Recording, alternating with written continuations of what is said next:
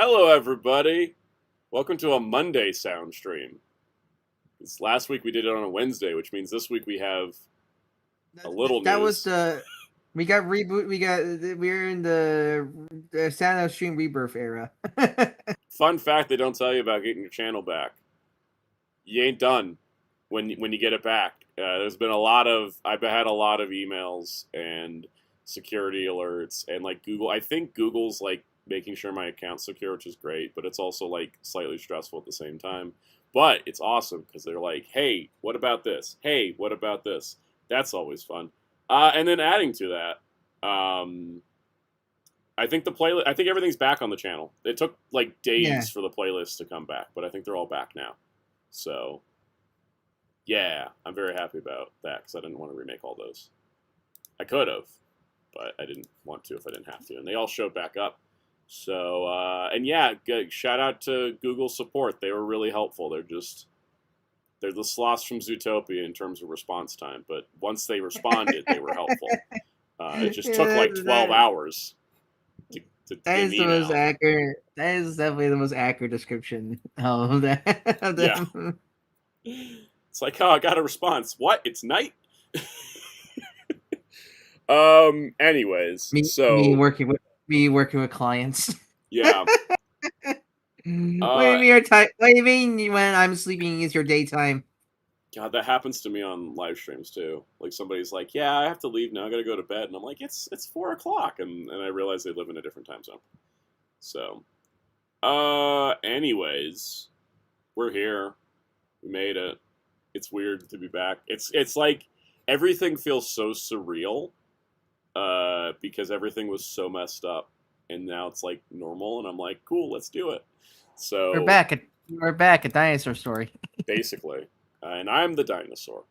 All right. Last week on the channel, it was just story time as I tried to recover everything. Like it was just last week was an off. Well, and also the week before, it was just off weeks. It was just a couple off weeks. We got one short. We got one short because it was sponsored and I had to get it out, and that was Blocky's Mega Man. Thank you, Blockies. Give me those kits. You are one of 7 people that are knocking at my door.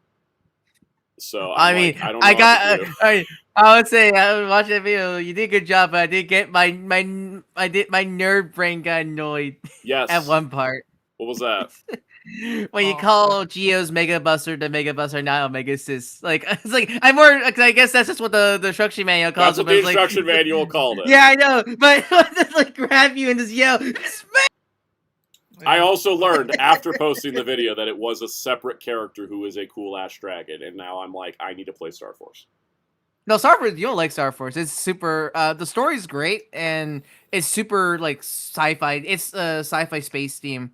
Yeah, that one have a collection. It did. Yes, it just came out. It came out this year. Yeah, I saw it was on sale for $30 on the Switch eShop, and I was like, I should buy Switch that. Also told me to get it, and I was also thinking I should get it. I was thinking about it, but then I was like, you need to save money. You went on an expensive trip. Yeah, your channel's algorithm got screwed up. You need to be careful. Super chats, people. I bought Pokemon movies because I'm not putting it in the news story because we don't have details yet, but Pokemon Forever on Blu-ray from Viz went up for pre-order on Amazon. They're escaped from Miramax jail. Yeah, and I was like, oh, I should go buy the black and white and XY collections because I kind of I meant to buy them. I was like, I'll get them eventually, but without the earlier like movies being complete, I was like, eh. And so then I saw that happen, and I was like, I should go get those other ones so I can finish the set. So I did that, but they were also cheap. Like the X and Y collection was only like $14.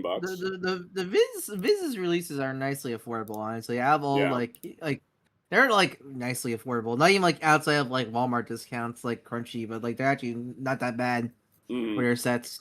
If I were to take a hot guess, I'd say that Forever and Heroes are getting singles, and then they're going to package Jirachi, Deoxys, Ranger, and Lucario together.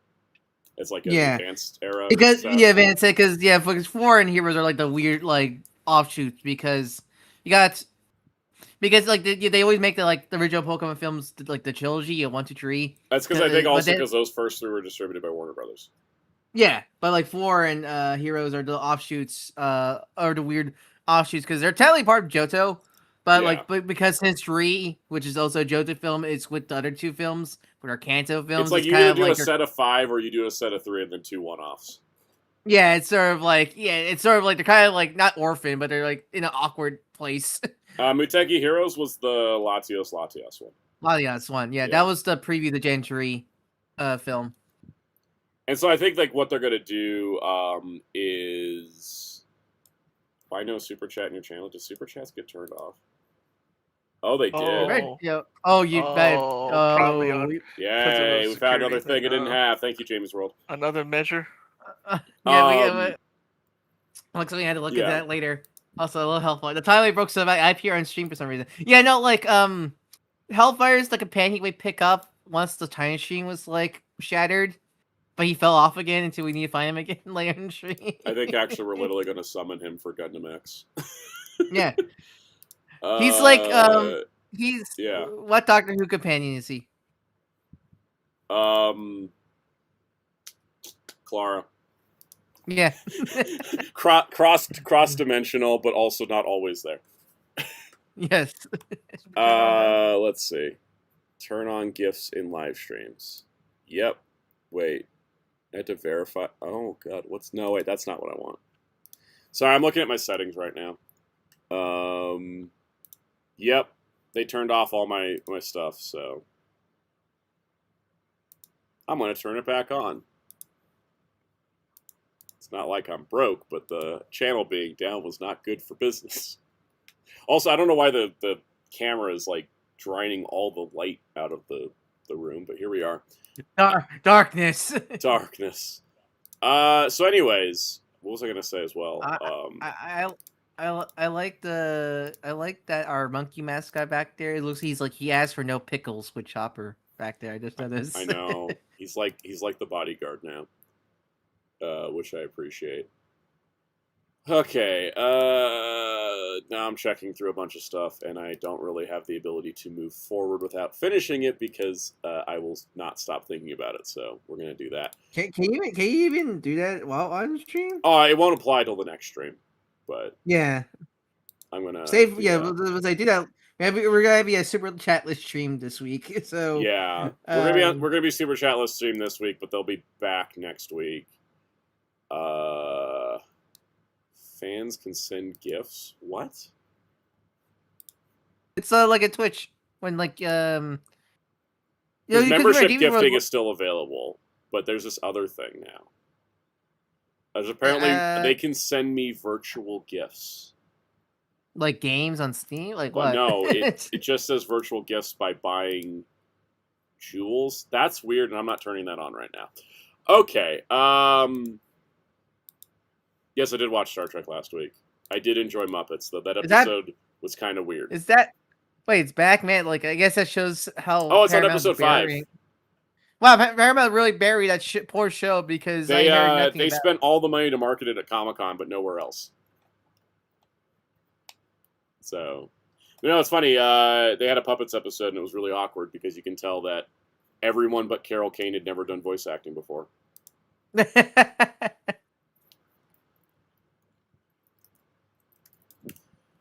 So, anyways, I liked it, but it was also a little bit awkward, because you can kind of tell. Anyways, I'm trying to think of anything else we wanted to cover before we get into the news. Does anybody have any questions about weird channel stuff? Because I wanted to kind of tackle that if we had anything else. Because, again, I keep finding things. Like now I found that Super Chats were turned off. So, at least we got that. So, anyways, that's about it. It's kind of it was a weirdly quiet week last week after we did. Well, because we the streamed middle of the week. The middle of the week. Even then, in the overall sense, it still was like kind of a quiet week, right? So, because it's not that weird. Anyways, trying to get back in the swing of things. Let's go. I think toy news is up first, right? Yeah, let's do our toy news because there's not that much. Like it's so. I know McFarlane's been teasing pre-orders, but they're like really weird now. They're like, we're going to put Sinestro up on September 10th. And I'm like, why are you telling me now? I'm going to forget before it goes up. But anyways, Let me. I'm gonna pull up the toy news. What's the other thing I was gonna say in relation to toys? Hasbro's been quiet, and I'm scared. I don't know why they're so quiet. Because I think New York Comic Con's coming. It's not till October. Okay. Usually they do something between San Diego and New York, but it seems like this year they're not. Watch, you're gonna announce all the stuff after the stream. Now you said it. I mean, it'd be nice because like, there's like the thing is I know they're saving like Transformers for New York. We just got another Marvel Legends leak list, and I'm like, but when are they going to show any of those? Because they don't seem to be interested in stuff. There is no PulseCon. I don't know. They're very weird right now. It's like something about Hasbro's giving me like weird vibes. Because they've been pooping down the ground. they've been, but it's like even then, it's like even their normal like normal patterns of doing stuff is like throwing me off. Where I'm like, where is like usually we have like a lot of stuff after Comic-Con before like the next Comic-Con, and this time it just seems like they're just gonna sit and wait. And I wonder if they saw the backlash to the possible price increases and they're like now trying to restructure what they're doing. You know what's weird? Like I haven't got any pre-order info on Mac's store yet. I pre-ordered it like the day of when it got the pre-orders open for that thing. Some people have gotten him. Yeah, I see you got him. I'm like, when's Mike coming? It's like weird. Yeah, that's the thing too. Is I also Pulse has started doing an email system again where they're like, "Oh, hey, your order's shipping soon," and then they let you click the item, and then the thing is, so I click the link that says "View the order," right, and then it's an order of 7 things, and none of them have an updated date, so I have no idea what the email's referring to. So it's not helpful. Dragonzord's at 89%. I'm not surprised. I feel like a bunch of scalpers are buying it and retailers. So, is it the last day for the Seeker set? Is today Judgment Day on the Seeker set? Let me go look. Well, that totally dies tonight. It is Judgment Day on the Seeker set. It may already be done. Totally dies tonight. God, I'm so glad they at least gave us that figure, proving that all the early bird stuff was just situational. I just love. I love favorite stream quotes done where it's like I mentioned how like I said like you don't pre-order time solely would go out. Totally guys tonight. Totally dies tonight. Yeah, so 6 hours and 43 minutes if you want the Seekers. I ordered them, but I'm dumb. I just really want Sunstorm, man. I'm pretty sure Blockies has done Sunstorm already in their Galaxy line already. Yeah, if I collect their Galaxy, that would be helpful, but I collect their Defenders because I like how tiny they are. You should, because even though it's $80 for a whole set, you get more satisfaction than one purchase of one Hasbro product. Here's the thing: I get an entire box of Blocky's Defender version at my comic shop for $45. Yep, they're dirt cheap. So, like, I'm way happier with that. It's like I can buy an entire box of Blockies or one Voyager. Blockies might have sold my wallet this weekend because I got the Shining Edition, the Action Op Prime, Jeff, and the Superman kit. But I don't mind because I want all that stuff. Blockies are the danger. Yep. Trap. They make good they're good. They make good stuff. So it's like I go look out my wallet, but also like I can't get rid of this. I can't cancel any of this stuff. It's stuff I really want. Hey, we got a message from Toma saying, "Glad your YouTube channel and schedule are back." Thank you. I'm glad to be back on semi-normal basis too. And I'm looking forward to it. We say now you're gonna see the part of the field Soto. What's nice, you don't have stickers with Blockies. That's the thing, is that like the Shoto, if Shoto and Soto came pre-painted, I would be all over those. You'd see me buying so many of those. I hate the damn stickers. I hate the damn stickers. I would actually buy Kamen Rider stuff if they actually bring over the Kamen Rider blocky stuff here in the West, because they're like nice. They're like really nice way of selling them. I assume they pick up the next Ultraman 2X Ultraman sets for them because my comic shop got the Ultraman ones in, and I told myself no. they're so good. I They're like the best know. Ultraman toys. But Like, because you get I both. already invested in Figure Arts, and I'm only going to buy Yeah, unique but Ultras, and that's the it. yeah, but the cost of one figure Ultra is a whole box of 9. I know, but it's like, with that, I have to make a set. I don't have a set. I don't have room for another Ultraman shelf. I have the one shelf. That is the shelf for Ultra, and it's got my Figure Arts, and I don't want to go through all that again. That getting those Figure Arts was hell. I went through the trenches for Titus. Meanwhile, Titus is easy to get. You just buy the whole set. Yep. Of Century. As it should be. All right, let's get to the toy news. We have some Blockies news. This is going to transition greatly, except my first news story for the toy news. Super SH Figure Arts Frankie's coming.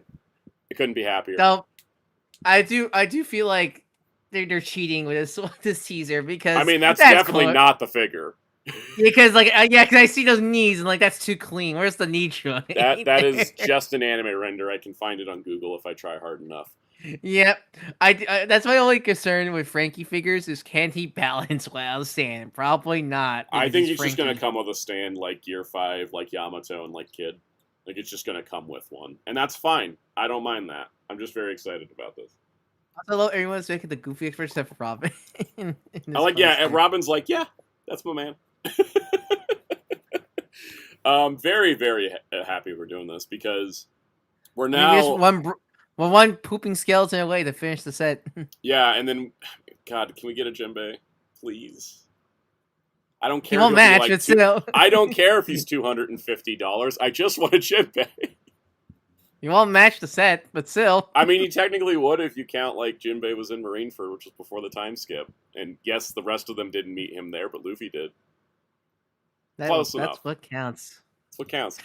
They could make Jinbei. They could make Jinbei in the Marineford series, actually. I'm more surprised they haven't revealed Whitebeard yet, because they teased Whitebeard a while ago. Probably because I don't know how to release a $500 figure on our fandom. Because even the Mega House figure is like, how much?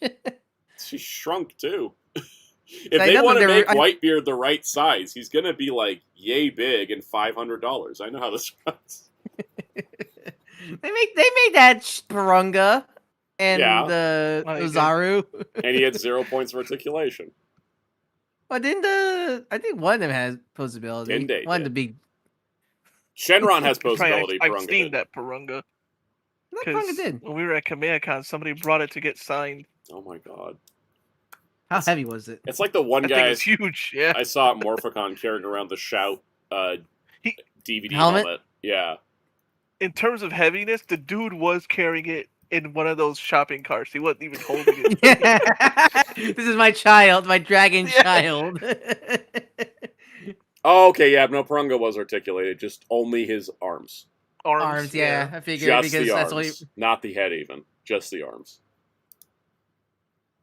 God, like, this image here is a perfect summary of how ridiculous owning Parunga and Figure Arts is. Because that's not even attached to the stand, that's just the figure. This is my dragon child. Yes. Say hello to him. Very muscular dragon child. And I do appreciate the fact that Rada the Hutt in the Mandalorian Grogu just looks like Parunga when you think about it. Well, because he's his own man. He's his own man. Anyways, that's all for Frankie. I'm very excited. All right, next up, Missing Link Soundwave. We got our promotional video from Takara showing the transformation. And I was like, okay, we're probably not going to learn anything new. It's Soundwave. Probably transforms about the same, and it does transform about the same. And then they started showing the knees, and I was like, holy shit. The amount of crouch that this figure can do is kind of bonkers, and I'm here for it. Like, look at that.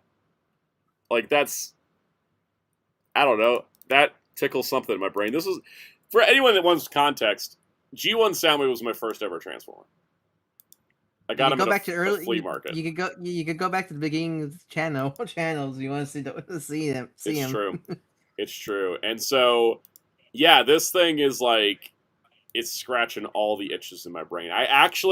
The thing is, with Magnus and with RC and like the others, because I own one of every Missing Link mold at this point, those are cool to me. And it's like, so, you know, like Magnus is like, oh, I never owned a G1 Magnus, and this one's better. Or like RC's like, oh, this one never existed. But with Soundwave, it's like, no, I actually have nostalgia for this toy. it's a completely. I'm like, oh, is this how the G1 people feel? I finally understand it. What's the name of your channel again, Mister? What's your name again? Soundout12. Yeah. So, anyways, I'm very excited about this. I'm also insanely hyped for Blocky's Defender version, Volume 8. Because yo, man, it's the Star Blocky's, Convoy wave. It's the not combination. Battle Stars. Battle Stars. It's literally we never get we're getting goddamn Battle Stars wave. Like, first of all, here's Star Convoy. And I thought the Beast doing the Japanese Beast Wars stuff was insane, but doing a whole wave that is Battlestar, the Battlestar team, and because Star Convoy, sure, fine, we got him recently, and Super Megatron and Ultra Megatron as the chase, which is okay, damn. But I think the biggest one, Sky Gary, Sky Gary's first new toy, and I don't think he ever got any other toy outside of the second toy. Yeah, because I keep thinking. Wait, he might have gotten a Super Collection figure. Yeah, at the very least. My only complaint is there's no Grandis, but I also feel like Grandis has to be a standalone box like Unicron. Yeah, no, because I feel like they can make they could throw Grandis in Galaxy because they could do that. They kind of because that's the only way they could do him. But so the fact that get Sky Gary in this. Also, Star Convoy and Super Megatron's vehicle modes. Well, Star Convoy's trailer? Yes. Not the full cab. So I don't know what's good. I'm not sure it's the case like the Lyle Convoy where you can take apart the Star Convoy to make the front. That's possible. The full vehicle. Or they might save the cab for another set. The rest of the series includes Clear Blue Streak, RC, Windblade. No, that's Smokescreen. That is Smokescreen, thank you. Tarn, Shatterglass, Bumblebee, or Shatterglass Goldbug, Swoops Dinobot mode, and then that is not Drift, is it? That's Drift. That's how you do Drift. Is that Drift? Or is that his pre-form? No, it's not Deadlock. It says Drift. They said it's Drift. They said it's Drift. He looks weird. Because he also has the elbow. Because are you? Cause that's what IDW Drift. Logo. I forgot what IDW Drift looked like in the beginning because they changed his design so quickly that my brain erased the original design.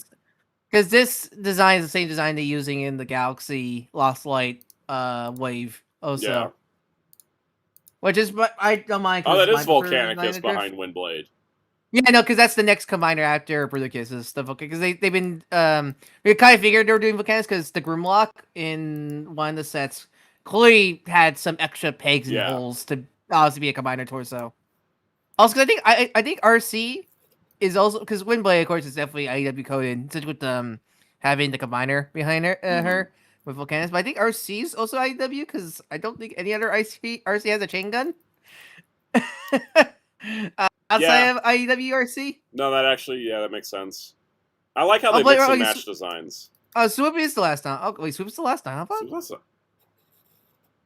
I need to get all my stuff together. I have sitting here, Series 6 and 7 are on my desk. And then 1 to 5 I bought 1 to 5. RC is Cyberverse. Oh, that's her gun in that show. Okay, that is. Oh yeah, no. I see it now. Because it's the backpack. Blocky's knows ball is. If the set was already Blocky plays ball. The fact that it's not my fault I mixed up Blue Streak and Smokescreen. The blue one's not called Blue Streak, and that doesn't make any sense. All right, true. But still, damn, Blocky's the fact that's not just G1 RC or the fact that it's Cyberverse RC. Also, Windblade might also be Cyberverse. Again, Blocky knows ball. 50-50 on that. But here's the thing. That one's 50-50. That is Sky Gary's second toy is the Blockies. I did double check because someone mentioned it in the comments, and it's correct. Yes, that is the second ever Sky Gary toy after the first one in 1991. Because this is also Star Convoy's third toy and Super Megatron's third toy also, I'm pretty sure. Yeah, I think Star Convoy and Super Megatron fare a little bit better. No, wait, no, Super Megatron's second, because I forgot, no, the one that came out from Dakara is the first one. Right, because there wasn't an original. Super Megatron didn't exist in the original. It was only artwork. It was only in the story art. Yeah, they never actually made the toy. So, okay. Also, we got a Blockies Transformers Advent calendar. Which this is a great starter. This is a great starter kit. It comes honestly. with the entirety of Bruticus, plus the Optimus Primal, Beast Wars Megatron, and Cheetor. You get Vortex, Blastoff, Onslaught, Brawl, Swindle. You also get Optimus Prime Truck, Rodimus Prime Truck, Optimus Prime Trailer, Ultra Magnus, Astro Train, Grimlock with the apron, Galaxy, special Galaxy type Rodimus. The Rodimus and Grimlock are the chase variants for those two. I think that's like, and then you get Christmas Optimus. Like that's plus a great Jetfire, starter. Galvatron, Sunstreaker, Viewfinder, Shatterglass, Megatron, and Shockwave and Brilliant Hound. That's like a nice selection over the course of everything. Plus, you get the entirety of Bruticus. Yeah, that's a great gift set right there. If you like haven't collected any of the Defender stuff yet, like this is a perfect start. Also, a great advent calendar. Also, with if you have been collecting Defender version, that's a great way to get the chase figures. Yeah. So, and also Bruticus. I don't know. It was too forward if I asked Blockies, hey, could you send me the advent calendar? Well, I guess because you don't. I guess the reason why you don't get blocky Transformers stuff is you haven't covered Transformers stuff. But maybe you convinced them. I'm not surprised. Minor behind the scenes thing. The last time I talked to them, they were like, "What other brands are you interested in?" I gave them have you asked about the DC ones? Because first you haven't got the DC ones, honestly. Surprised too, but I did give them a little bit of a list of things, so we'll see. Wink. Oh god. Wink. I mean, one Blocky Defender thing I want to get so much is their Astro Rally original IP, because they're so like Mega Blocks coded, and I love original IP stuff like that. Those bits look so cool. There's like vehicles in the set that can combine to one mega vehicle. Like God, that is so cool and fun. Also, I realized I bought all the Defender versions. I probably have to buy those accessory kits. Yeah. I should ask the comic shop and see if they can order them, because that'd be nice. They should. I mean, I got my Devastator kit from my other comic shop. I usually go to. I've seen everything for Blockies, Galaxy, and Defender at my comic shop, except for one thing, which was the Planet Unicron, which I got at a shop in Las Vegas. The Unicron. It was a pop market. It's a pop market. Yeah, shop, I love the Planet Unicron. You can eat your finger. Yeah, it's great. Yeah. Who needs a Haslab? Because I get nothing will ever scale with Unicron, so might as well. Exactly. I don't need a Haslab. I got these. I got this head and I got his planet mode. Mm-hmm. So I'm good. Anyways, that was it for toy news. It's just one of those streams where I'm like, I don't have much to say, but let me put. We haven't even gotten close to finishing the timer on any of our segments today, which is fine. If anything, we can always just chill and have a little AMA. I'm doing 3 hours today, and not less, but at least 3. So, all right, let's talk entertainment. That's not the right tab. Let's talk entertainment news. So James Gunn, who is allergic to doing press releases, tweeted out the announcement that the next DCU series is in production, which is The People versus Gorilla Grodd, which is the Jimmy Olsen show. Can you yes. First, before you talk about, can you quote that Robbie Williams clip you posted in the Twitter today? Yeah, I can. Yeah. Basically, how does this come to existence? Yeah, monkey, here, take my money. My money. I made that a soundboard clip, actually. But anyway. Oh, you do? I have it here. Hold on. I don't know if I can't get copyright claimed. It was from an interview. Where's the soundboard? Did I put it in here? I think you played it last week. Yeah, monkey, go, take my money. There you go. By the way, that is a clip from an interview for Better Man, where the interviewer asked, "How'd you get the funding for this movie?" And he just recited it like that. It's the origin story of my brain at this point. I love that. That's like my new favorite Robbie clip now. Like it's lived rent free in my head for months, and I was like, I don't know why I didn't clip this. It's like the phone call. That's a great one, but like that one just boom, monkey. Take my money. So anyways, the whole plot of this show, it's gonna star the Daily Planet cast plus new people. So it is gonna be a foray into the true crime drama, but it's gonna be a comedy, which I think is awesome. So of course, so it's from the creators of American Vandal. It's got Skylar Gisondo as Jimmy Olsen, Jimmy Tatro as Gorilla Grodd, Beck Bennett as Steve Lombard, Michaela Hoover as Kat Grant, Wendell Pierce as Perry White. Additional cast members include Mary Holland, Eduardo Franco, Dan Perlinat, and Arian Moyad.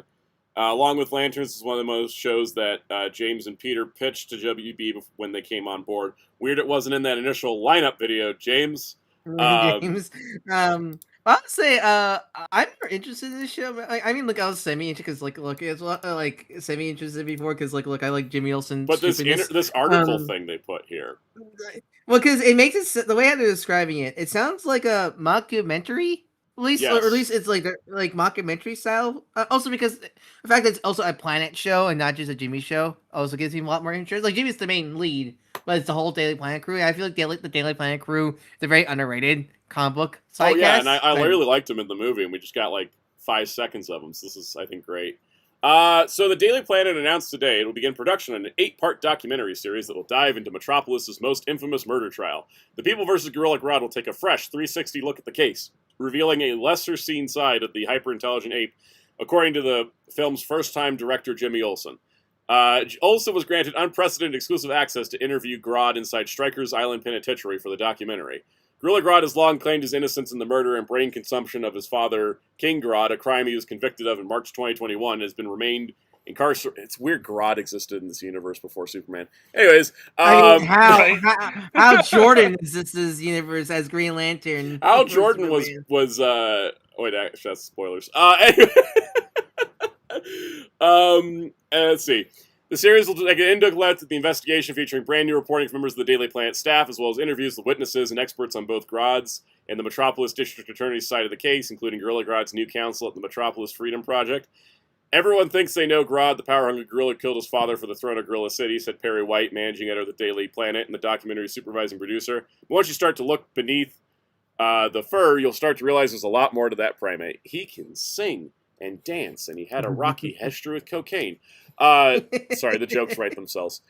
Director Jimmy Olsen, supervisors using Perry White, producer Steve Lombard, and Kat Grant. The Daily Planet has been the voice of Metropolis since its founding, bringing the essential stories of Metropolis to the citizens in the globe. In addition to its flagship daily newspaper, the Daily Planet operates an industry-leading interactive presence that includes videos, documentaries, podcasts, newsletters, word game apps, recommendation sites, and banner ads. This is gonna be crazy, and I'm here for it.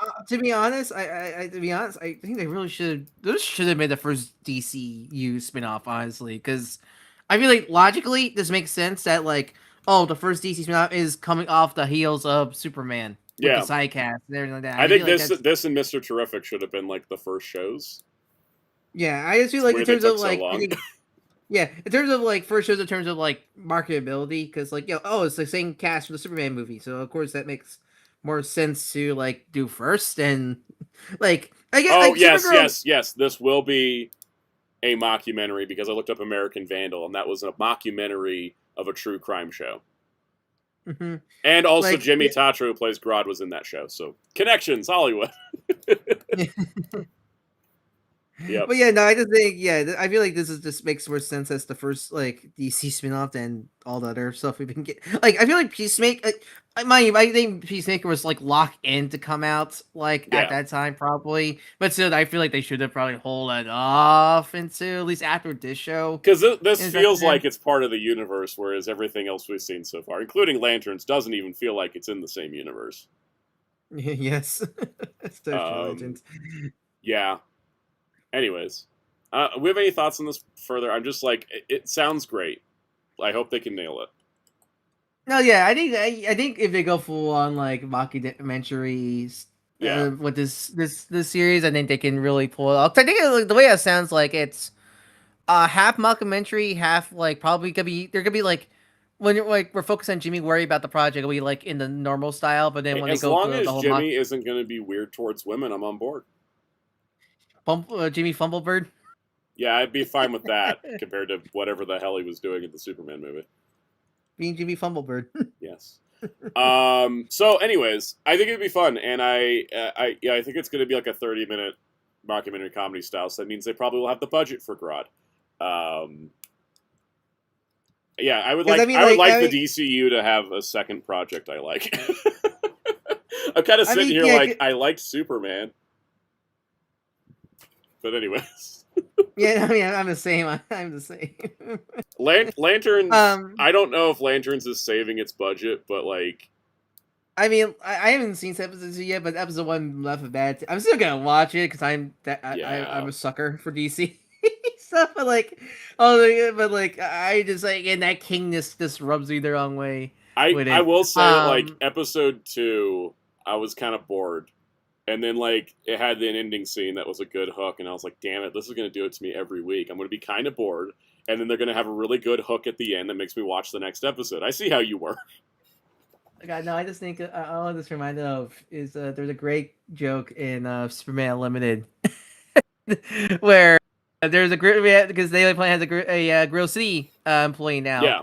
And I think, like, there's in the first issue of the Tomorrow Man arc, a kryptonite powered monkey was loose, and that's like Lois like talks to their Grill City representative, like, hey, can you like talk with him? And they give it the biggest mean eye to Lois, and Lois like, and he's like, oh, I'm joking. What do you mean? And Detective Jim always like to joke, just like joke and talk about the monkeys.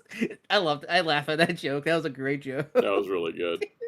I will say that like we're finding monkeys in DC. Why it took this long to get some monkeys in the DC property? Hey, the CW understood it. They had Grodd and Ultra Humanite like slap it out at one point, so. Which is great, because, like, you know, I know we love the joke about the CW, but, like, they always embrace the goofness of the comics. I gotta tell you that, like, if the CW was making Lanterns, at least we would see some damn aliens in the Alien show. It'll look like you have a bunch of ham sandwich, but I'll always appreciate it. Like, it's just, like, what I think my biggest problem with Lanterns is they're like, did you talk to the Guardians? No. And I'm like, you only didn't talk to the Guardians because you have no budget to, right?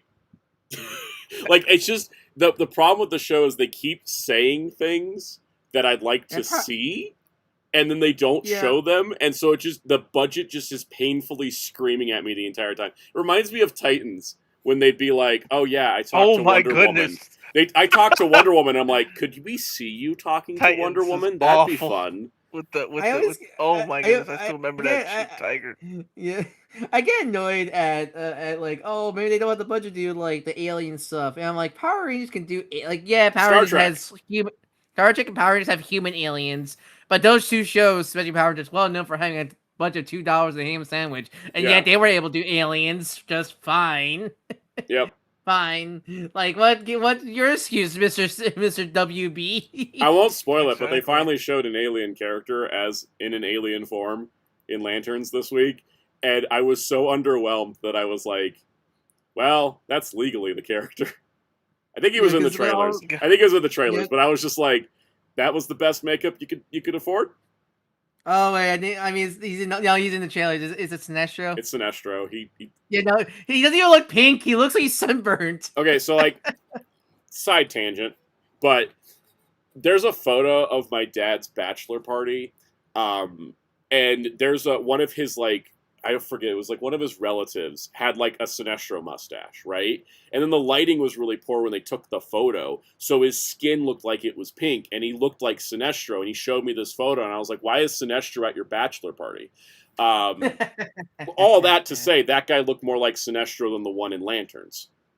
Like, because I think the like mustache and like the overall like look of the actor's fine. It's just like he just looks sunburned. That's all he looks like to me. It's the problem is he doesn't look like he's got pink skin. He looks like he's spent too much time in the sun. It's funny because of course everyone's talking about the original 2011 film, and maybe it made me realize that like one of the reasons why the film Toyline flopped horribly because half the toy was either HAL variants or Glup Shido Lantern Corps members that had no focus in the movie. It's like, as much as I like the goofy alien designs, if you have no context of what they are in the movie, they are just creepy looking aliens. 4 of them never even showed up in the final cut of the movie. Oh yeah, like Steel was one of them, like Steel and such like that. Was Green Man in the film? I don't remember. Green Man had 2 seconds of screen. I paused through that movie one time to find everybody. I mean, I mean, I kind of like how weird that feels. Like, I think, Kill Walk look horrible because like he's a pig man. He doesn't even look like a pig man in the movie. But like, their versions of it's not Arcus Chum, but it's like the same species as Arcus Chum, the head alien. Mm-hmm. Like, I kind of like how freakish his movie design is because honestly, that's not a bad translation to live action. And honestly, Mark Strong as Sinestro was really good. Yeah, but man, like, if you're not familiar with the film, all you see is elongated head man with long, spindly, Johnny fingers and stuff like that. It's like, yeah, I kind of understand why the toy like flop. They kind of went too all in with that movie. Anyways, shall we talk about Cyberpunk? I don't have much to say about it, but because out of nowhere, Netflix just I forgot it was Anime NYC last weekend. Yeah. Yeah, that's why there was a bunch of random Netflix anime trailers and anime related trailers because Anime NYC was going on. I want to shout out. There was one of those I saw that I think it's not anime because it's more of the American anime, because it's like Japanese. It's Studio 4C. Yeah, animating it. But Base X Machina looks damn cool. It has like Briar Taylor Henry as the main character. Oh, that's and it's fun. like a cyberpunk western. It's like cyberpunk western where it's like cowboys, but they all have like mecha like cyberpunk like guns and arms and limbs. You might like it actually. The trailer. That sounds like it would be up my alley if they do it right. Yeah, like I mean they did a bad thing and said for the studio from that probably Devil May Cry and that like they mean the animation studio. Yeah, studio, but like you put people. that name. It's not the people that brought the people. Yeah, it's the same. It's not Shankar, right? So. Yeah, it's not Shankar. But yeah, it's on the YouTube channel. You can find the trailer there. It looks cool. I think it's up your alley. But yeah, so we got Cyberpunk. I'm pulling up. There's one frame in this trailer that sent the Cyberpunk subreddit to a tizzy. So the trailer looks interesting because at least from what I could take away from the trailer, it's like it looks like this season really delving into what's it called? Not cyber mad. It's the cyber psychosis. Cyber psychosis. Because at least that's what I took away. Like they're really delving. Because like the Kakashi looking dude is suffering cyber psychosis. And yet he's still like partly himself, which is not typical for cyber psychosis. Yeah, and like same way, I think the Sasuke looking character also is going through that also. I wonder if the Sakura looking character is also going through it. Like I wonder if all three of them are going through it, and the kid with the camera is like. Because the Talia, the girl, I know her whole thing is being chrome out, and because that's the thing, right? Is like replacing. Yeah, your body parts with chrome, which is the robotic parts, right? In that's your cybernetic implants. Everybody calls it chrome. It's their cyberware officially. Chrome is your slang term for it. Can you define cyber psychosis? It's when you put too much metal in your body and your brain can't keep up anymore, and you just start to lose yourself. It's kind of will you call it like a drug allegory? Because yes, it's like It's like if overdosing on drugs didn't shut your body down, but turned you into a rampaging rage monster that killed anything and everything around you because you have no consciousness of self anymore. I mean, from what I've seen, that it's still drugs. Depends on the drug. Yeah. But basically, you lose yourself and the gamma radiation. Yeah, like gamma radiation. Yeah, essentially, you just lose yourself to the machinery that you put inside yourself. So, any dark story with Cyborg from Teen Titans? You ever played the actual tabletop, the original? I've never played it, but I actually have PDFs and a lot of source books on a Humble Bundle. If we all get together one day, we should do it. Play it. I don't think you quite realize there is a 50-page startup guide. Yeah. I don't know when any of us would have the time. Yeah, exactly. Because we got a little bit of like that kind of thing with Maine in season 1.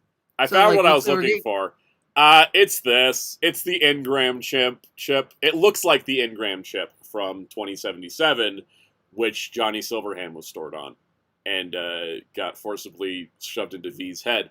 I don't know exactly what's going on with this because everybody's like, "Oh my God, they're the reason why like this thing came into existence and Arasaka got it." But I'm like, what if there's multiples of these? It can't be the only one out there.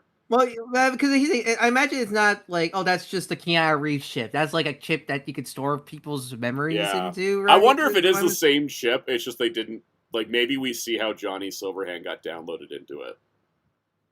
That could be kind of interesting. Because I think they're, because we probably still get game cameos in the anime, but I don't think they're gonna go full on like, oh, here's Johnny. Because I feel like they want to keep the anime still separate from the games. So like, and the thing is, if they did include him, it wouldn't be that weird compared to like how they included Rogue and stuff, since Johnny Silverhand's a tabletop original character. Mm. He just didn't look like Keanu Reeves in the tabletop game. He looked like Sting. Well, yeah, I'm sure. He looked like Sting from The Police, because it was the 80s. But, they redesigned him to be Keanu Reeves. You say Keanu Reeves is too expensive, Mateki, but they got Giancarlo Esposito last season, so... I mean, this is a union anime dub. I mean, Netflix you got Mr. money. Yeah, with Netflix. They got Clancy Brown. They have Clancy Brown in here. I wouldn't put it past them to have like a Johnny Silverhand cameo if this is where they're going. But I also think it'd be interesting to explore like what a relic ship can do, and like how does one get themselves put into it, and how do you create an engram based off of a dead person. Also, like Keanu feels like the type of actor / person that like, if he really likes the role, he'll come back to it. He's just like Idris. Like they called Idris to do a Knuckles show, and he's like, "Where do I tell me when?" Like he wasn't even questioning it. Yeah. The old Rick and Morty. I'm in. Yeah. Yeah, that's basically Keanu and Idris on a lot of things. That's why it's funny they're both in Cyberpunk, because they both got asked the same question. Hey, would you like to be in this game? Yeah, sure. Tell me when. How much you paying me? Yeah. Otherwise, it all comes back to Sonic. It all comes back to Sonic eventually. This looks good, and I'm excited. And October 20th. So. I can't wait for it. One Piece time. All right, so One Piece Day. 2026. Okay. So I was wondering, like, why are we getting so much One Piece announcements? Yeah, it's always like the last Sunday of by the way, August. If you're curious, now we do have dates for the dubs to come back for if you want to know. I heard about it, and it made me mad, so I didn't include it. Well, yeah, because we get the Hero Win specials. Finally, dub is coming out October 13th, and Outback will be October 20th. That's the thing. It's not the way they've done the dubs to this entire point so far. They've been doing the dubs where they drop them in 12-episode batches. Yeah, they're doing it weekly. They're doing it weekly. And I'm like, okay, so if you're allowed to release it weekly now, why are we not simul-dubbing still? I feel like that's the Toei, some dumb Toei mandate. The thing was, when I talked to Ray Hurd, he was like, yeah, I want to get on dubbing these things, but Toei says they have to do them in 12-episode batches, and they can't air them weekly, and that's why we're stuck doing them in batches. So I'm like, well, what changed then? Yep. So anyways. I think Ray said the same thing to me, yeah. Yeah. So I'm like, all right, if you changed your mind, Toei, let them simul-dub it, please. It's so weird. It's so weird for both Dragon Ball and One Piece. They're two biggest IPs, especially now, like international IPs. They don't do that. You think they would, because that gets Daima was still the dumbest thing ever. We're going to put the first 3 episodes dubbed in theaters. All right, we're going to air the first episode dubbed in a month from then. They're doing that with Bleach. They're doing that with Bleach now. I hate it. Why? Because Bleach, because the movie version of the final arc of Bleach, part 4, Down Your Bubble, was like, I think the first 3 episodes come out, I'm pretty sure, and those are dubbed. The dubs been radio silence until when it's coming out, even though we know they recorded it because of the movie. I'm like, where is it, Viz? Or whoever's running it. It's like these studios and their drip feeding us stuff is annoying. Like, we should be like, we are at a point where we have the resources to just have things released sub and dub same day. Why is that not commonplace? Yeah, because essentially, because I watched dub only, and because I read the manga, but then I saw the newest episode of Bleach. There's like something big change from the manga. I'm like, oh shit. Like, oh shit, like, when are those dub episodes coming out? Yeah. It's like, it was so frustrating seeing that. Never forget the Sandland dub problem. Oh boy, yeah. Hey, you can watch the entire dub for Sandland internationally on Disney Plus, but if you live domestically in the US, you can't watch the dub. Was that no? I think because I think it Yeah, came I out watched weekly. subbed on Hulu. I think it came out weekly here. I think it was weird. It was the dub was weekly after the Japanese aired weekly, but they didn't Yeah. start airing the dub till the Japanese was over, even though you could watch the dub internationally. Yeah, Blair, how we live in the world where Ultraman dub is ready at the same time and not Dragon Ball, One Piece, etc. Yeah. Exactly. Or Digimon. I mean, the 5-episode batches isn't bad. It's just kind of funny that it's 5-episode batches and not weekly. Anyways. Point being, One Piece Day. The top 100 ranking. This is the final version of. We've seen people keep getting confused. I thought they announced the results. No, this has been ongoing for months. They were just giving updates. This is the top 100 most popular characters in One Piece. I shall read them all to you.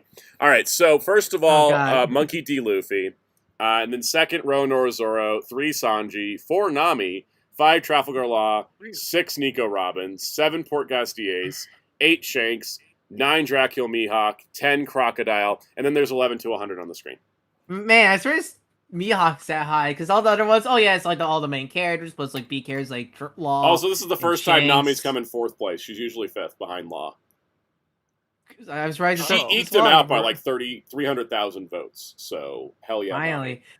But so it's probably funny to see like Mihawk up that high. Like damn, like I didn't know he was that popular. Hey, I like the character. Beppo made 62. Go Beppo. Victory! Also, where is he? You can grab him and show him. Oh, like she's like, hey. he's right over there. He just got edged out by the monkey in the frame. There he is. There's Beppo. You made 62. You're making 62, buddy. Congratulations. His birthday's in November. We should do a Beppo birthday stream. Yes. I want to do that, actually. Bartolomeo made 56. I find it funny. Emporio Ivankov's hanging in at 100. But frickin' Shushu, like, Genzo's dog is number 92. Who else is ridiculously high? Yeah, that's right, Cracker. Why is Cracker 21? How did Cracker get that high? And apparently someone said that someone in Japan, like, is a huge Cracker fan and was like, I'm getting Cracker high up on the ranking and, like, did a bunch of extra work to do this. But I think they were investigating the Cracker results. Because that's, like, that's ridiculous. Also, yes, I didn't want to call him Charlotte Cracker. I just wanted to refer to him as Cracker because I thought that'd be funnier that way. Yeah, anyways. Very interesting. Moving on. They had voice actors read scenes from the manga that haven't been animated yet because they love doing that at these events. Never go to the One Piece Day event in Japan if you're not caught up on the manga is the moral of the story. They'll just straight up start reading scenes. Well, that also, I imagine, a crowd nightmare. Yeah. Honestly. We got more live action cast. Emilio Sakurai will play Koza. Omid Apatabi will play Toto. Jamie Ward will play Pell. Nabal Khan will play Chaka. So those are more of our Alabasta peoples, which is cool. So I like it. We got some game announcements for mobile games. That's fun. They played the Grand Gourmet trailer, but they didn't have any news for it. More arcade. Look at this cool ass arcade machine you'll never see outside Japan. It's like all the gambling in one box. Amazing. They showed a Loki figure. They also talked about more Mugiwara store stuff, and they had performances and musical acts. And then they dropped the big news, which is we're getting 2 One Piece movies. So because it's been a bit since Red, because Red came out a while ago. 2022? Yeah, wow, 2022? Yeah. Wow, it's been that long. So One Piece film God Valley is scheduled for summer 2027, and One Piece film Bad is going to come out in 2029. Surprisingly, there was 2 back-to-back announcements on movies. And apparently the reason why we've been getting breaks in the manga is because Oda's been writing these. Okay. Because I love how we get breaks in the manga and everyone's like, is Oda okay? And then he's like, yeah, I'm fine. I was just working on the live action, working on these movies, doing this, doing that. I'm like, you never stop, do you? What's his sleep schedule like? I would say he has one. I would say, because I think like you saw there was a new like color Luffy artwork recently of the newest Shonen Jump crown. They posted a video. Oh my god! Every time they post Oda's art process, I don't understand. I went nuts watching his art. It's like, what are you doing, Oda? Have you ever Yep. seen the one where he draws the giant Nami after he drew like a nice crew shot and everyone's together, and then he erases it all and then draws a giant Nami and then has everybody float around her? That one, like, it's like the most intrusive thoughts-brained Oda moment of all time. That's how my speed drawings look too. I just went nuts. But it is like, wild seeing him. He's like drew like 7 like or 8 versions of the sketch of Luffy, and like some of them Yeah, like, yeah, for real. I was like, what the world? And he, like it's something that literally look like chicken scratches or something like that. It's like Sometimes I was like, is it even still Luffy anymore? Yeah. Yes, I know. and then suddenly, without warning, boom, there's Bam. Luffy. Like he's there. Yeah. Oh my god! I found the video. I think he uses the same pencil brush I use, which is hilarious. Okay, I'm gonna send this to you guys. You gotta see this. I use D pen, which is like the usual manga art pen. I'm just gonna play this on the stream. Like, look at this.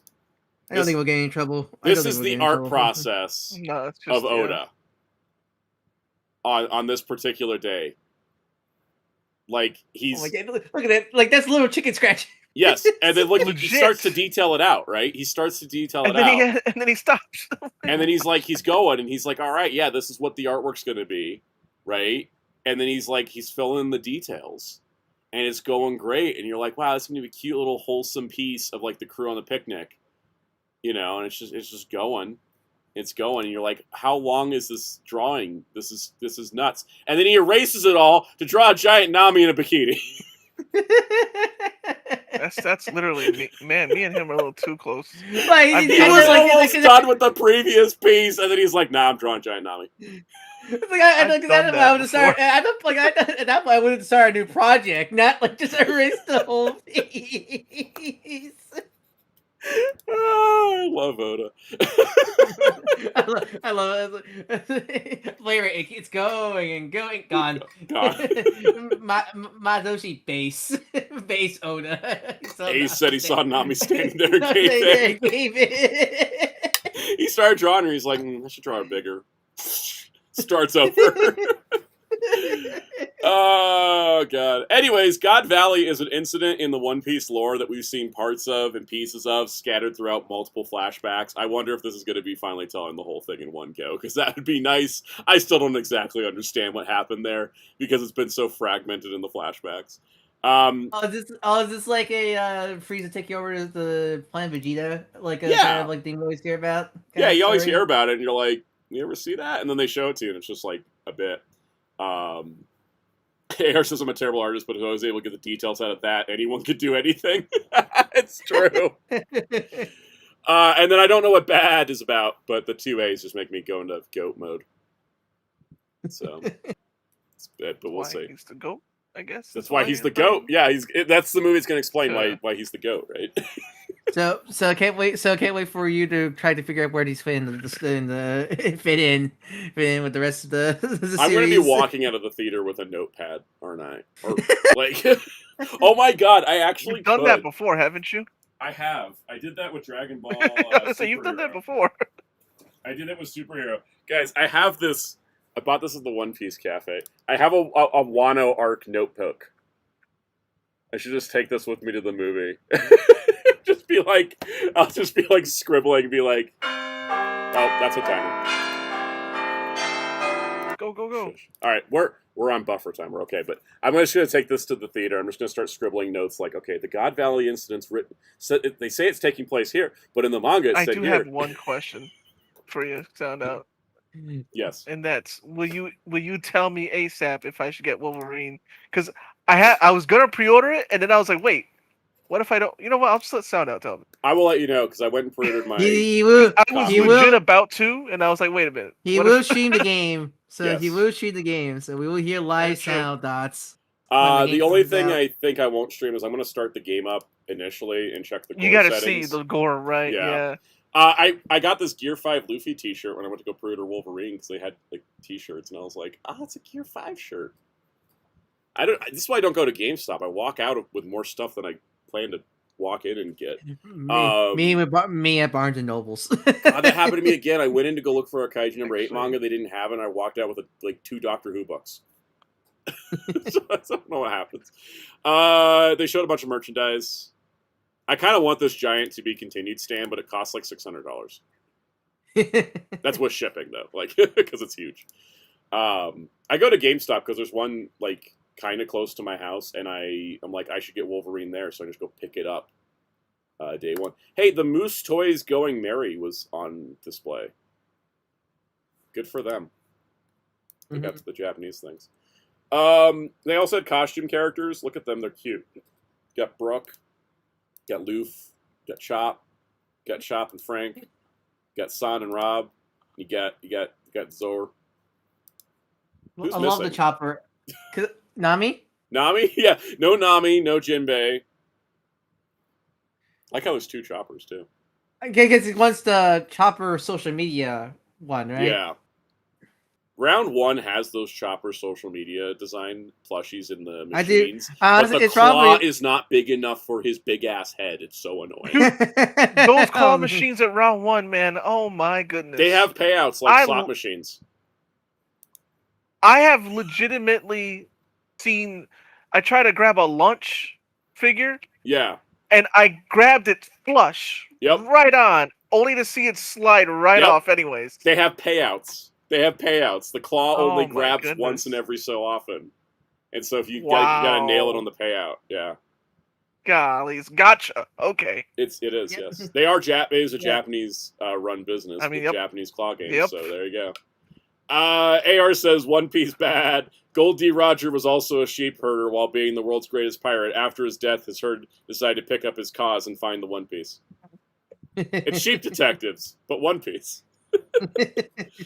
I have heard about the SpongeBob One Piece Happy Meal. I know it's started in some other countries. It doesn't start in the U.S. till later because we're doing Godzilla Hello Kitty right now. So not crossover. I do love the animation. Have you seen the animation of that? It's cute. Yes, it is cute.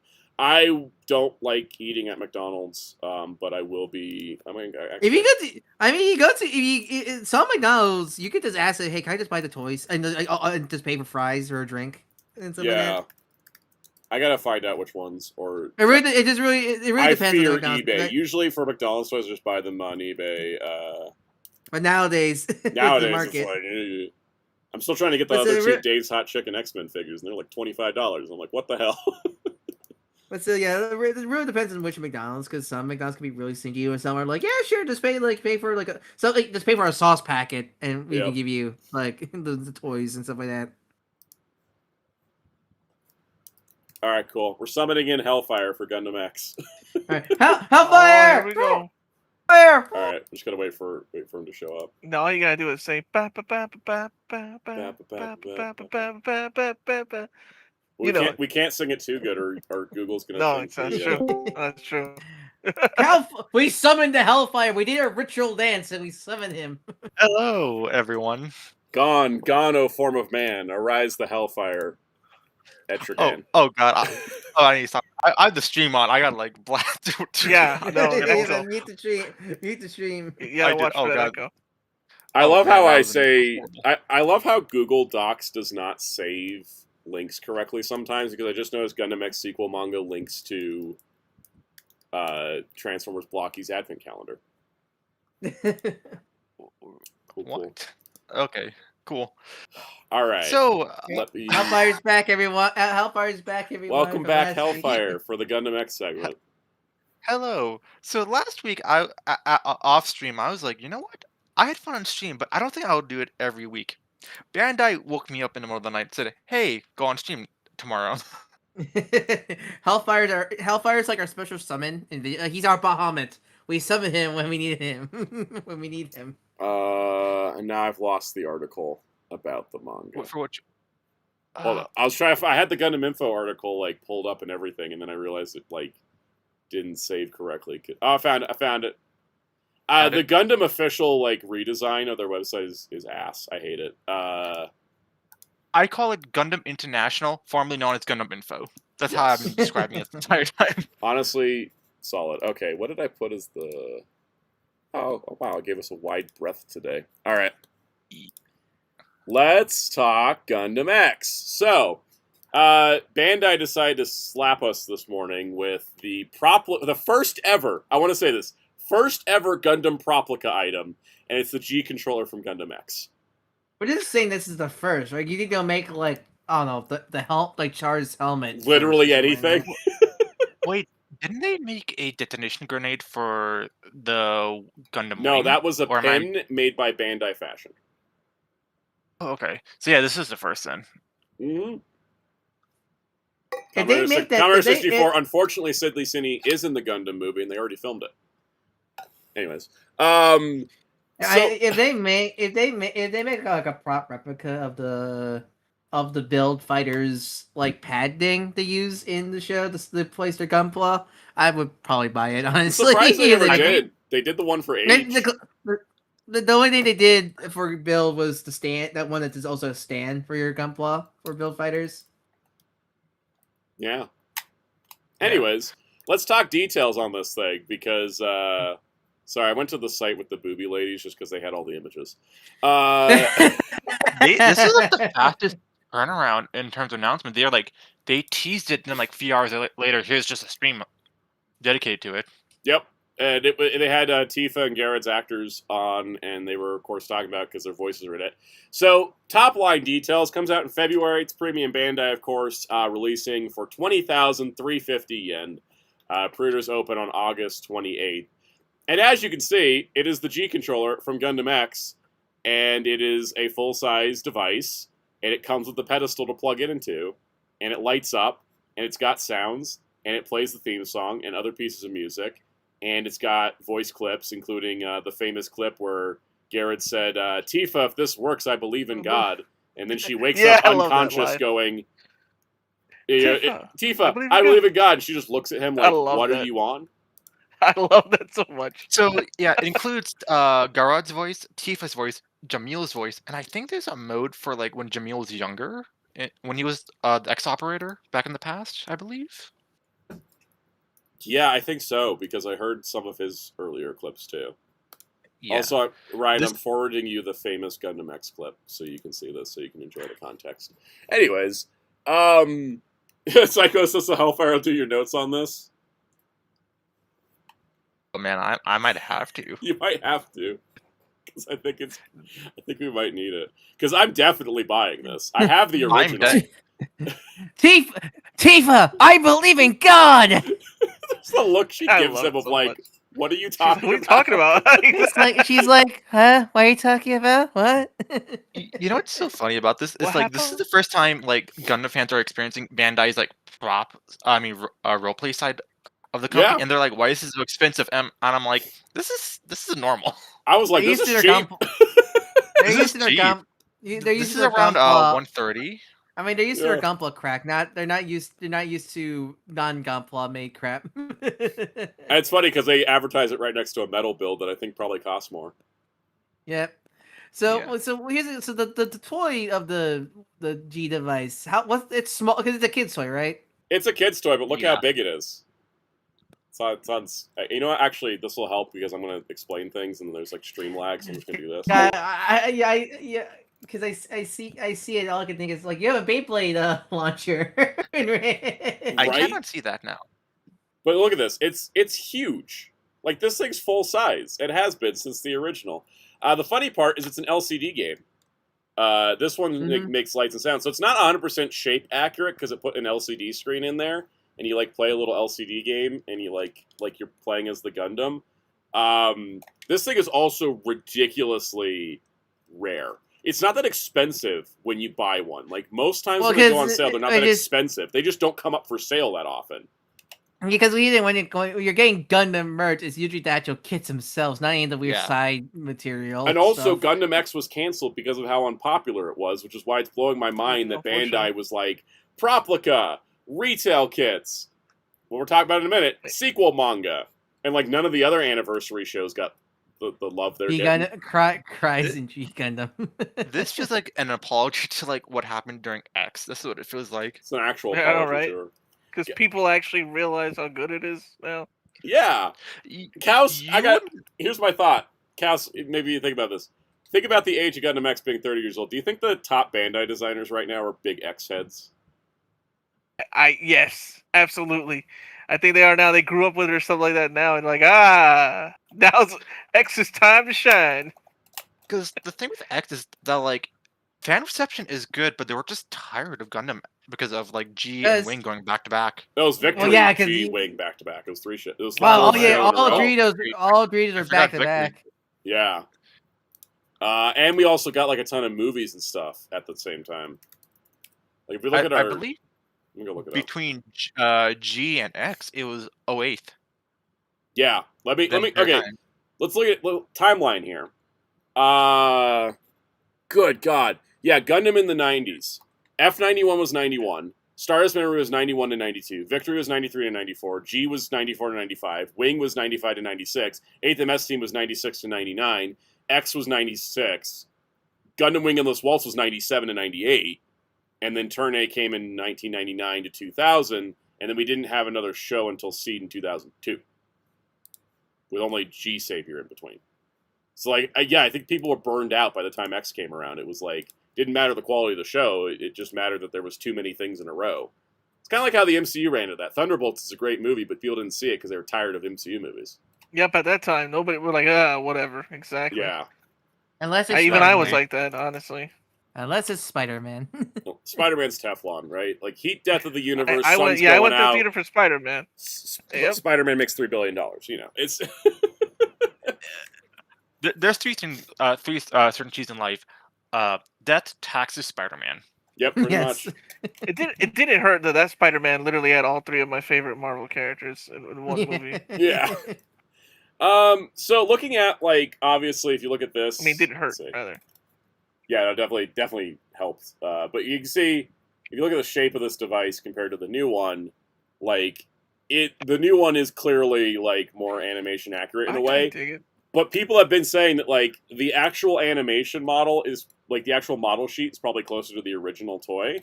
But the actual, like, more consistent look of it in the series is more like the Proplica, because it's not exactly consistent every time they drew it. Like, sometimes these side pieces are symmetrical, and sometimes they're not. Hellfire, you got any input on this?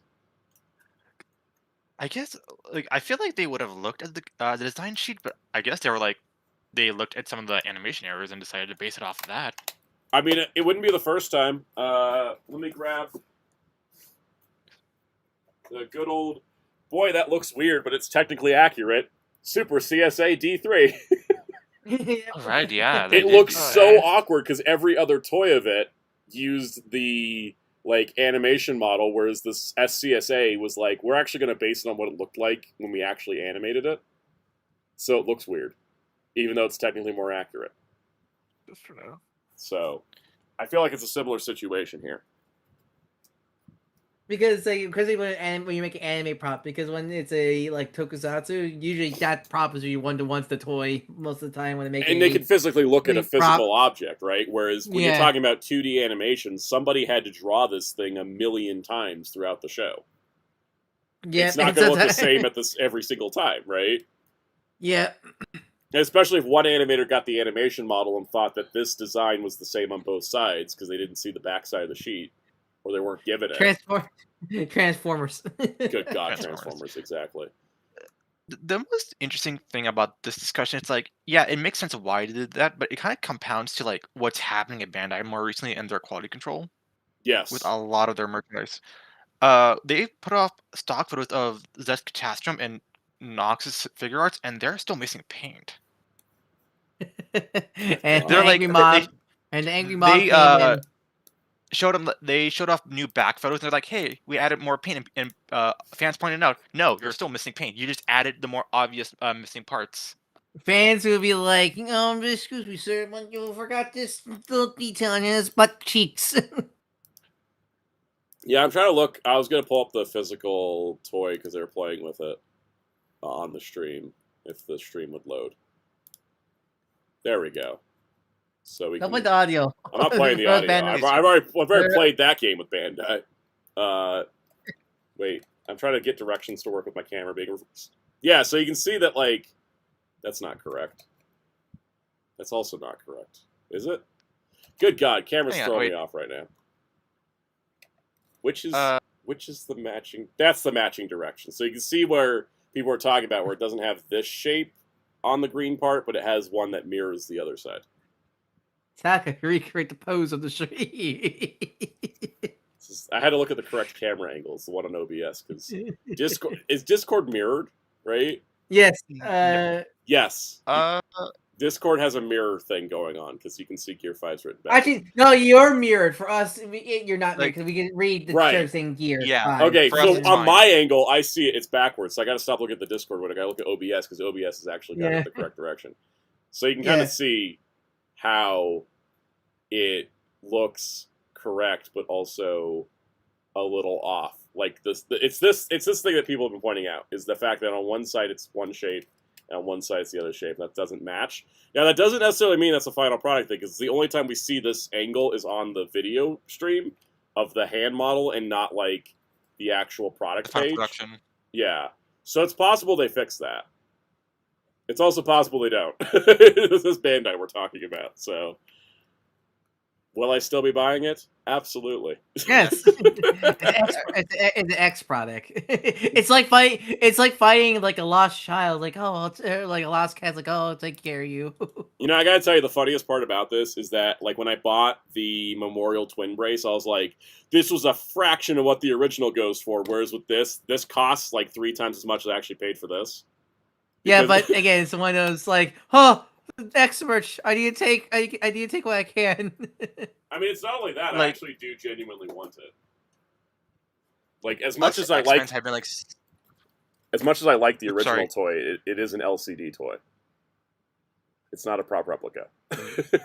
So, yeah, as you were saying, X fans are starved.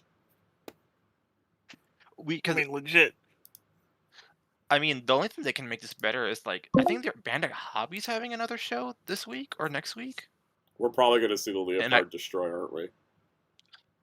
probably. And there's an MGEX announcement. I swear, Who the knows, that might be- MGEX is the double X. I'm going to lose my shit. Because, like, I that'd don't be collect insane. Master Grades too often, but I would buy that. I Like would of too. all things to leapfrog, it's the double axe. Also, I'm not You know, going to buy this metal robot spirits because, good lord, the price on those things. Those things are always too expensive. Yeah, but, I like, wonder I'm if buying everything else. I don't. So the thing is, I think the only thing I can come up with as to why X is getting all the love the others did is for 2 reasons. One, I do think the designers at Bandai are fans, kind of like how we got the. It's like Frontier Frontier. stuff for Digimon. Yeah. Because the lead heads are now were Frontier kids. I'll also add that Seed, G, Wing, they've gotten merchandise for years. So when it came for their anniversary year, it was kind of like just continue what we started, right? Whereas, like, X has gotten nothing for years except for an occasional high grade. So that now that it's the anniversary year, they're like, well, just put it. Look, we got a ton of stuff we can do because they held off on it so long. Hang on, let me look up what was the last high grade we got prior 2014. to Datras. 2014. Datras. Yeah. Datras. Datras Was during Datras build. or It was during the Build Divers Yeah. re-rise Yeah, it has to be one of because the Eldora Datras, I think, was retail, and the actual X Datras was P Bandai. And then they threw out the Airmaster Burst at the same time for some reason. Like, somebody was just like, please, Airmaster Burst. And that was, like, the last time we got anything It before felt the like- anniversary year. they made that and I just forgot about it until like they made the Datras. I They're think like, so. oh wait, we made this. Is it kind of weird that was it the pool from that's X, right? Or no, that's Turn A. That's They get Turn A. Turn A. I was going to say, are we doing Yeah. this in 3 years from now? We're going to get all the cool Turn A shit? Remind me, has anyone done a comparison of the Leopard with the Build Fighters version? I don't know, because I think it came out, right? Leopard's out now, right? Didn't they do? Or it's like Didn't they really- do? Oh, it's Didn't out they this do month, so I don't know a- if people have it yet. Didn't they do a Tifa? Her name is it Tifa or Tifa? Yeah, Yeah, Tifa. she. Yeah, no, Is it- that came out Yeah, a while ago. I got her. The, I haven't built her. it's how's it pronounced? Is it Tifa or the Tifa? It's Tifa. Tifa. Tifa. Okay, because I was like, is that the Final? It's the same as the Final I- Fantasy? yeah, no. Yeah, Spelled I differently. It's just pronounce with a it F. Tifa, What- but it's technically Tifa. Technically, both are correct because of I've the been difference pronouncing in it Japanese Tifa to since English. the '90s. That's why. Yeah, Because you know when I first saw Gundam X, When I was said that? 90s. No, 2002. Ah. I already was because back in the day I had well Because you already know me watching because imports and stuff. You're the closest to Because an OG X watcher Yeah. of anybody in the English speaking part of the fandom. because X never came out during the original like airing of No. the. Not over here. Okay. Because No. they They did. should have. It would have. It would have done gangbusters. I even remembered they were going to. That's how old I remember why I watched it. Because Importing it doesn't have a dub, right? Right. I X? believe No, Turn A it was does. going to be next when Bandai Entertainment shut Oh. down, and then X was going to be right after. And we do lose Hellfire. I think. So I think there was some So- like I think Scott McNeil or one of the Ocean actors said they were about to book that a role, but then it got canceled. I remember hearing stories of that. I'm going to go on Bandai's hobby site. We're settling the Tifa name.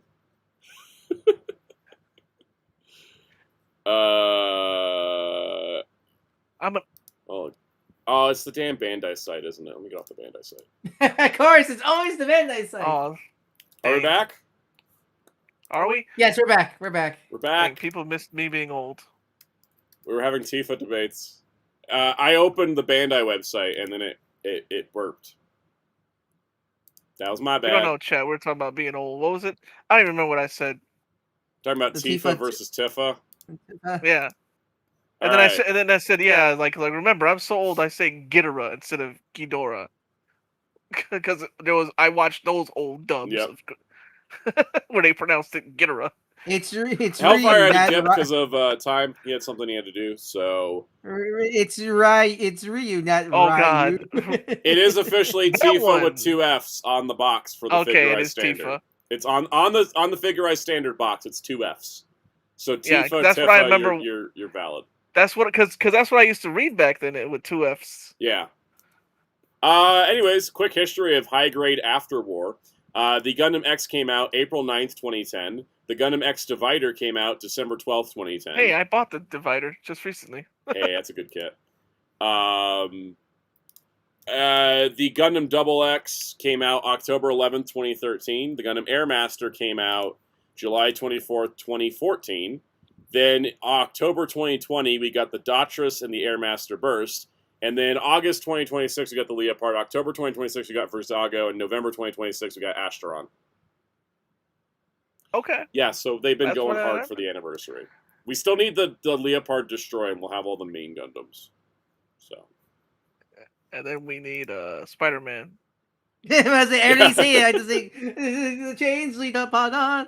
Exactly. Change Leopard.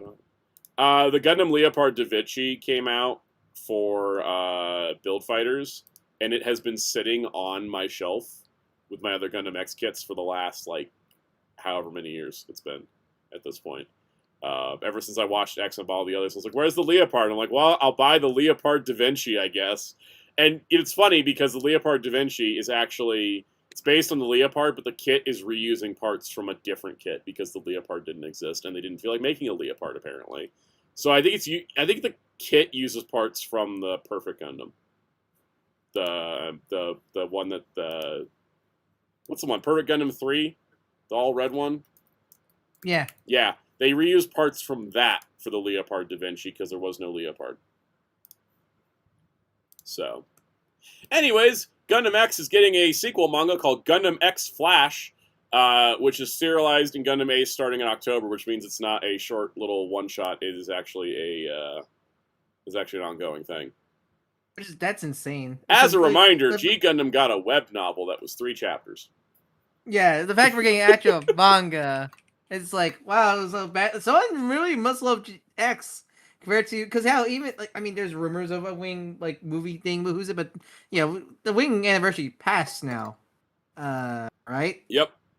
So the fact we haven't got like you think they would do that now for Wing, but they didn't. So like someone must have really like X. Oh, actually, Blade Raider. There was, I guess there was a Gundam X sequel manga. It was a one-shot that came with the Blu-ray. This does not overwrite it because they're reprinting that as a lead-in to this new series.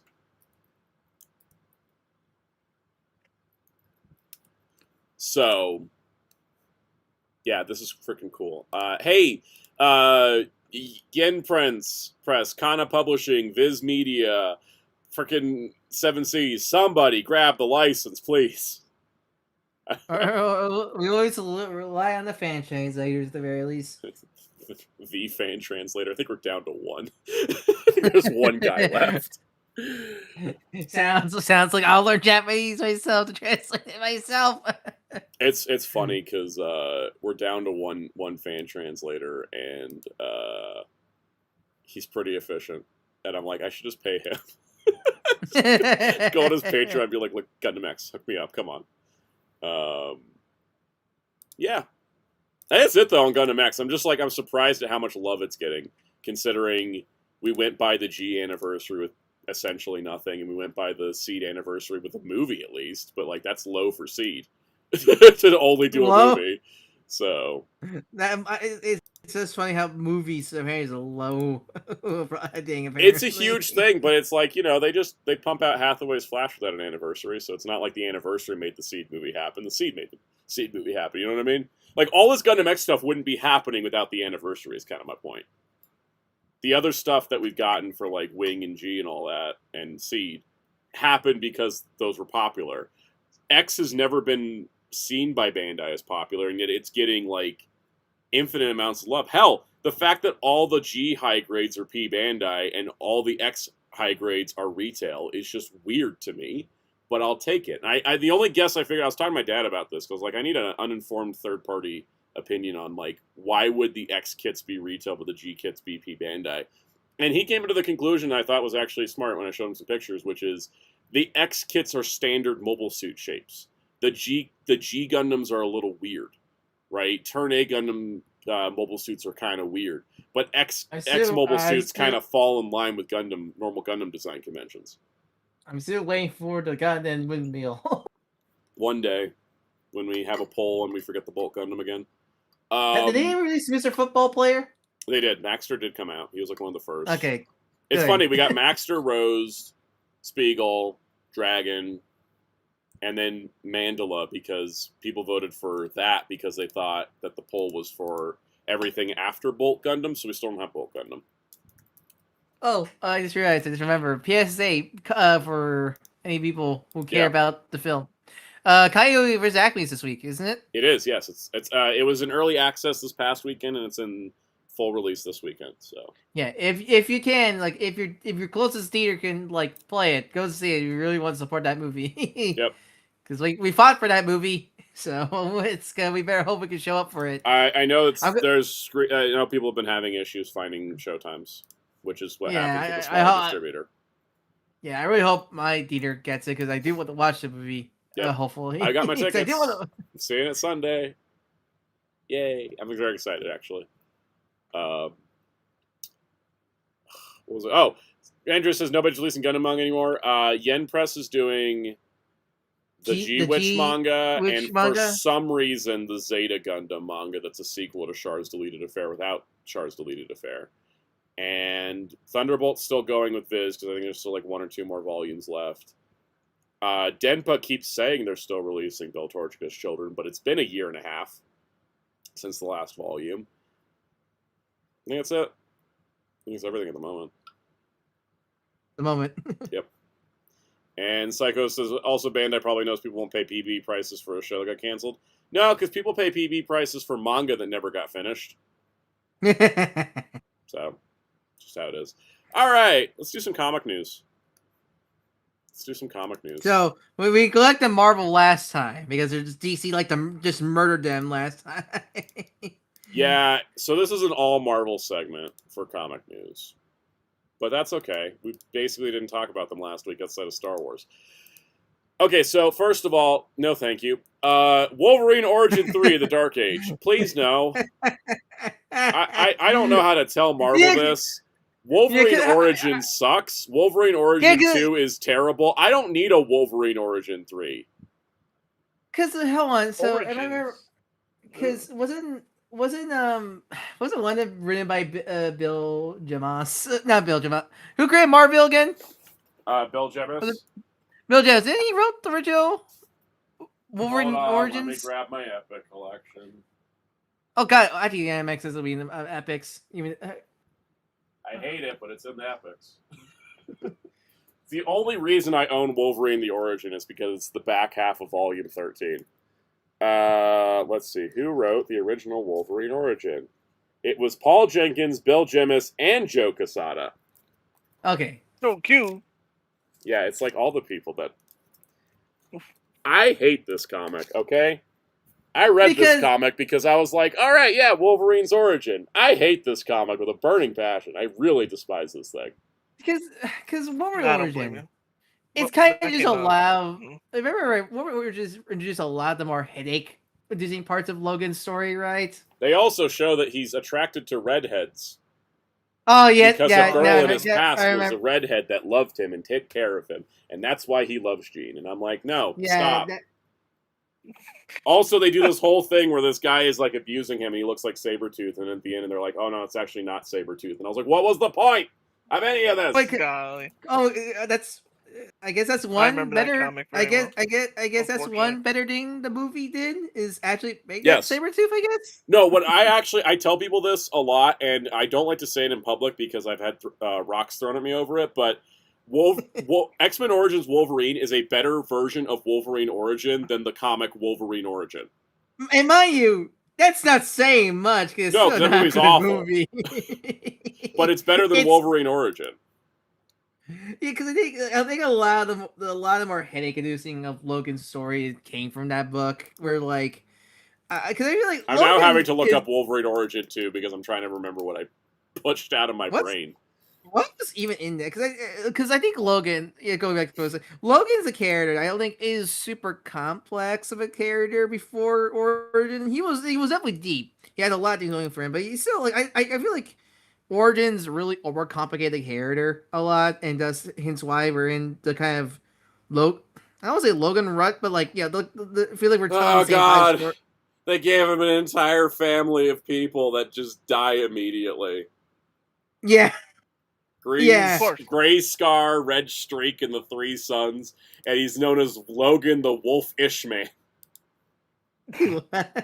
Wolfish Man. Who did? Kieran Gillen did Wolverine Origin too, and I love Kieran Gillen, especially writing X-Men. So you know how much this concept sucks. It does not explain Lady. Actually, says attracted to Reddit how to explain Lady Deathstrike. So fun fact.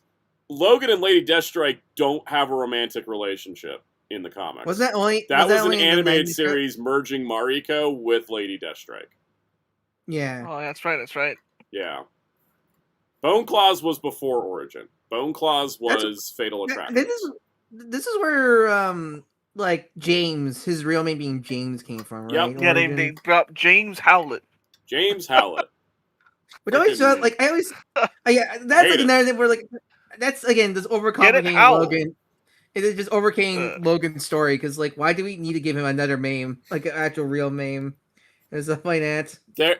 Also, like, Wolverine Origin is such a hack of a comic because they set up all these obvious things, like obvious prequel things, and then in the last, like, couple issues, they're like, oh yeah, all those things you thought it isn't actually that, and so the whole thing just feels like a waste of time. Oh, really? Was it a classic? Okay, so is this like, will you say this is the Wolverine Origins, the killing joke of Logan stories? No, because the Killing Joke's actually a good comic in a bubble. Yeah, no. I guess in terms of the Killing Joke, influencing other media, I guess. It's more like the Dark Knight Returns of Wolverine stories. Yeah, actually, that makes sense.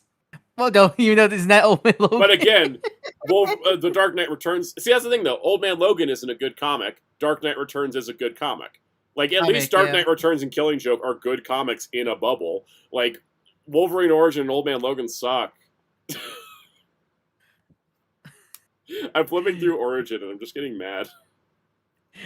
Yeah, I can't. We really need to do. I can't wait for us to do that comic podcast, and so we can just have an episode you ranting about Origin in full detail.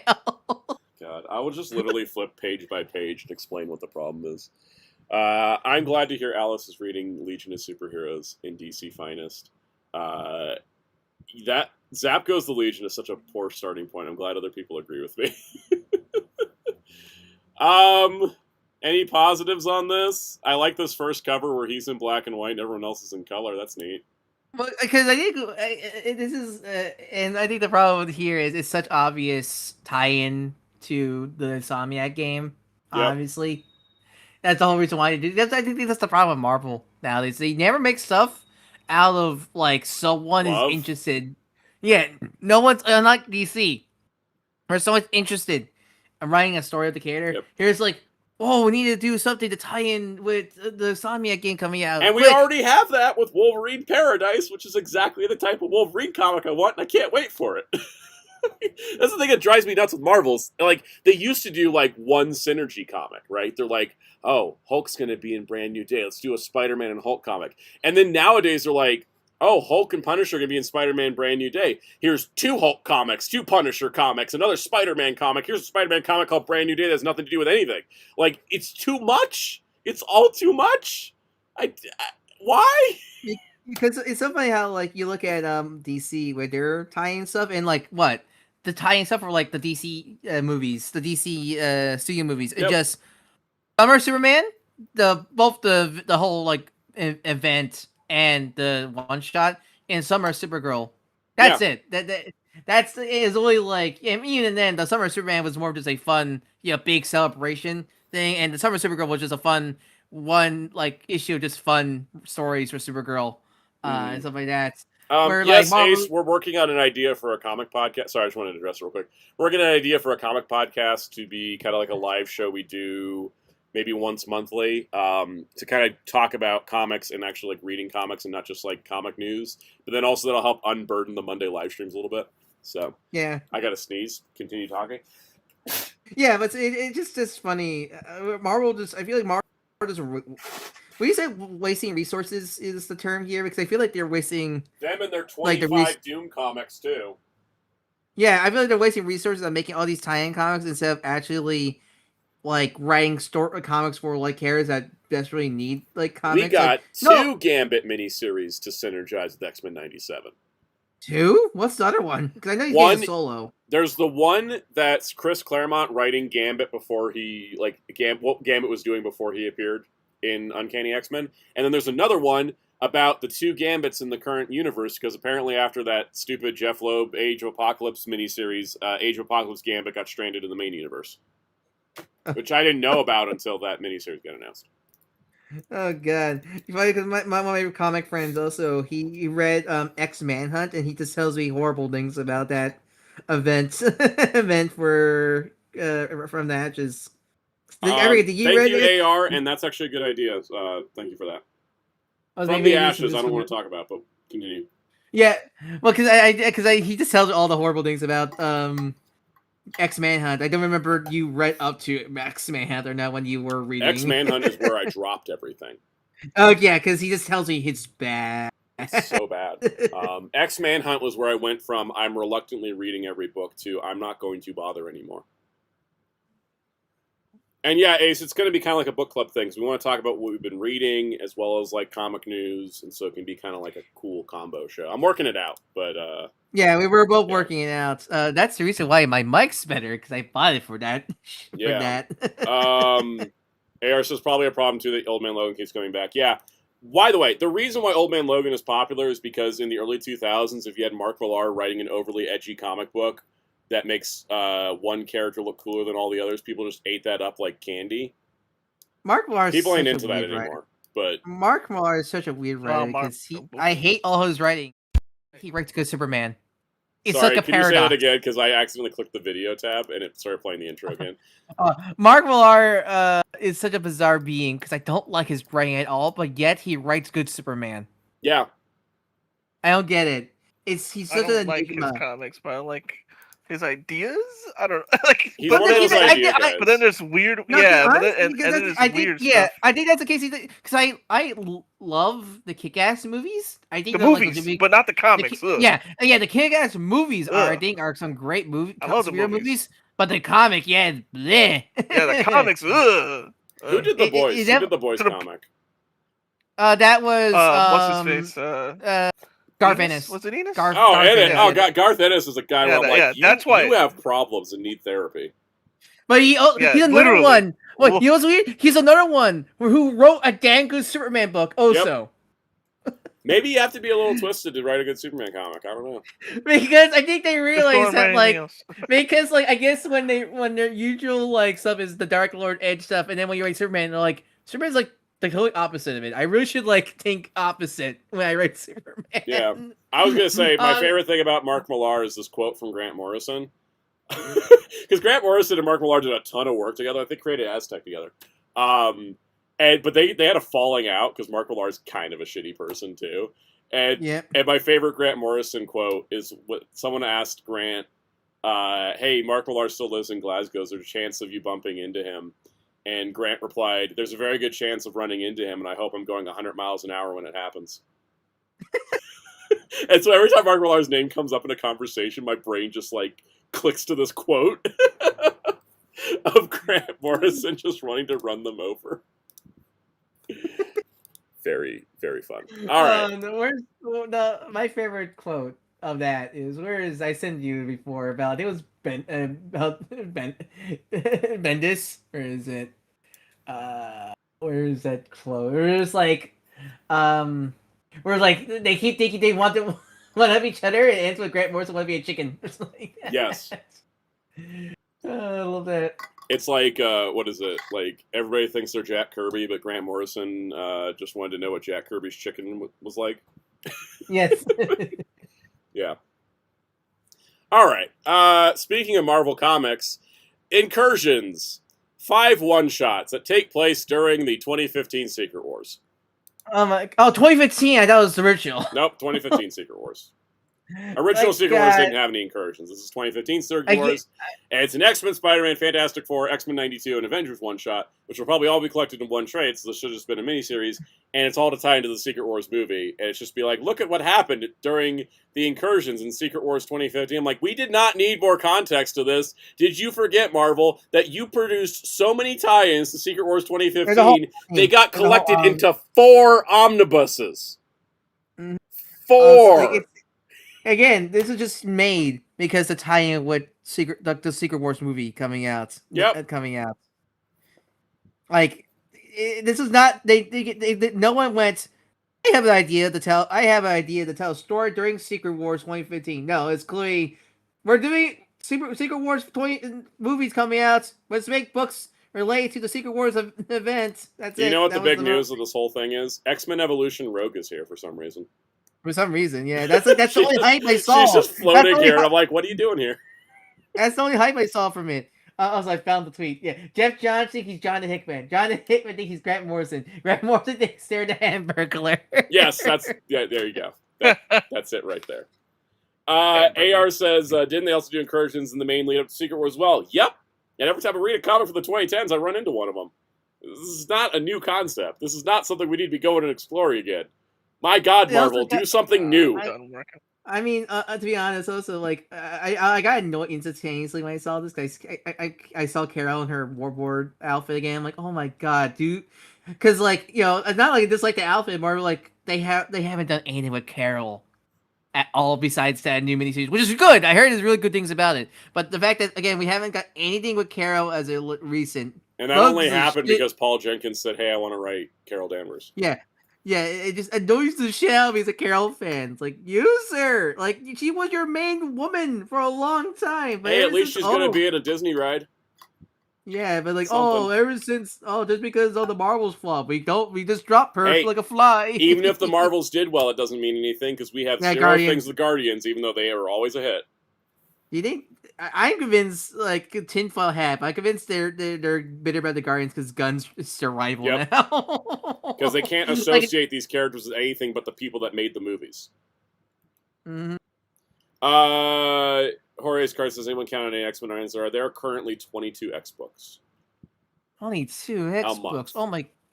Like, at least with people said they were getting tired of too many X-books during Krakoa, but we have had more X-books post-Krakoa than we did during Krakoa.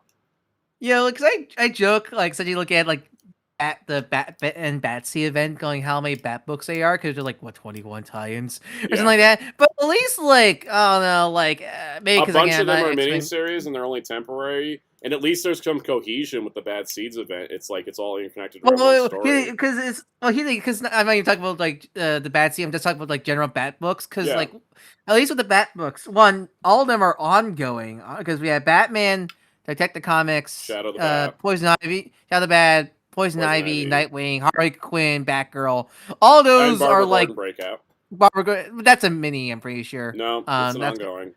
oh, that's ongoing. Okay, If I it's guess because actually, I don't actually know, but if it's a mini, that's a problem.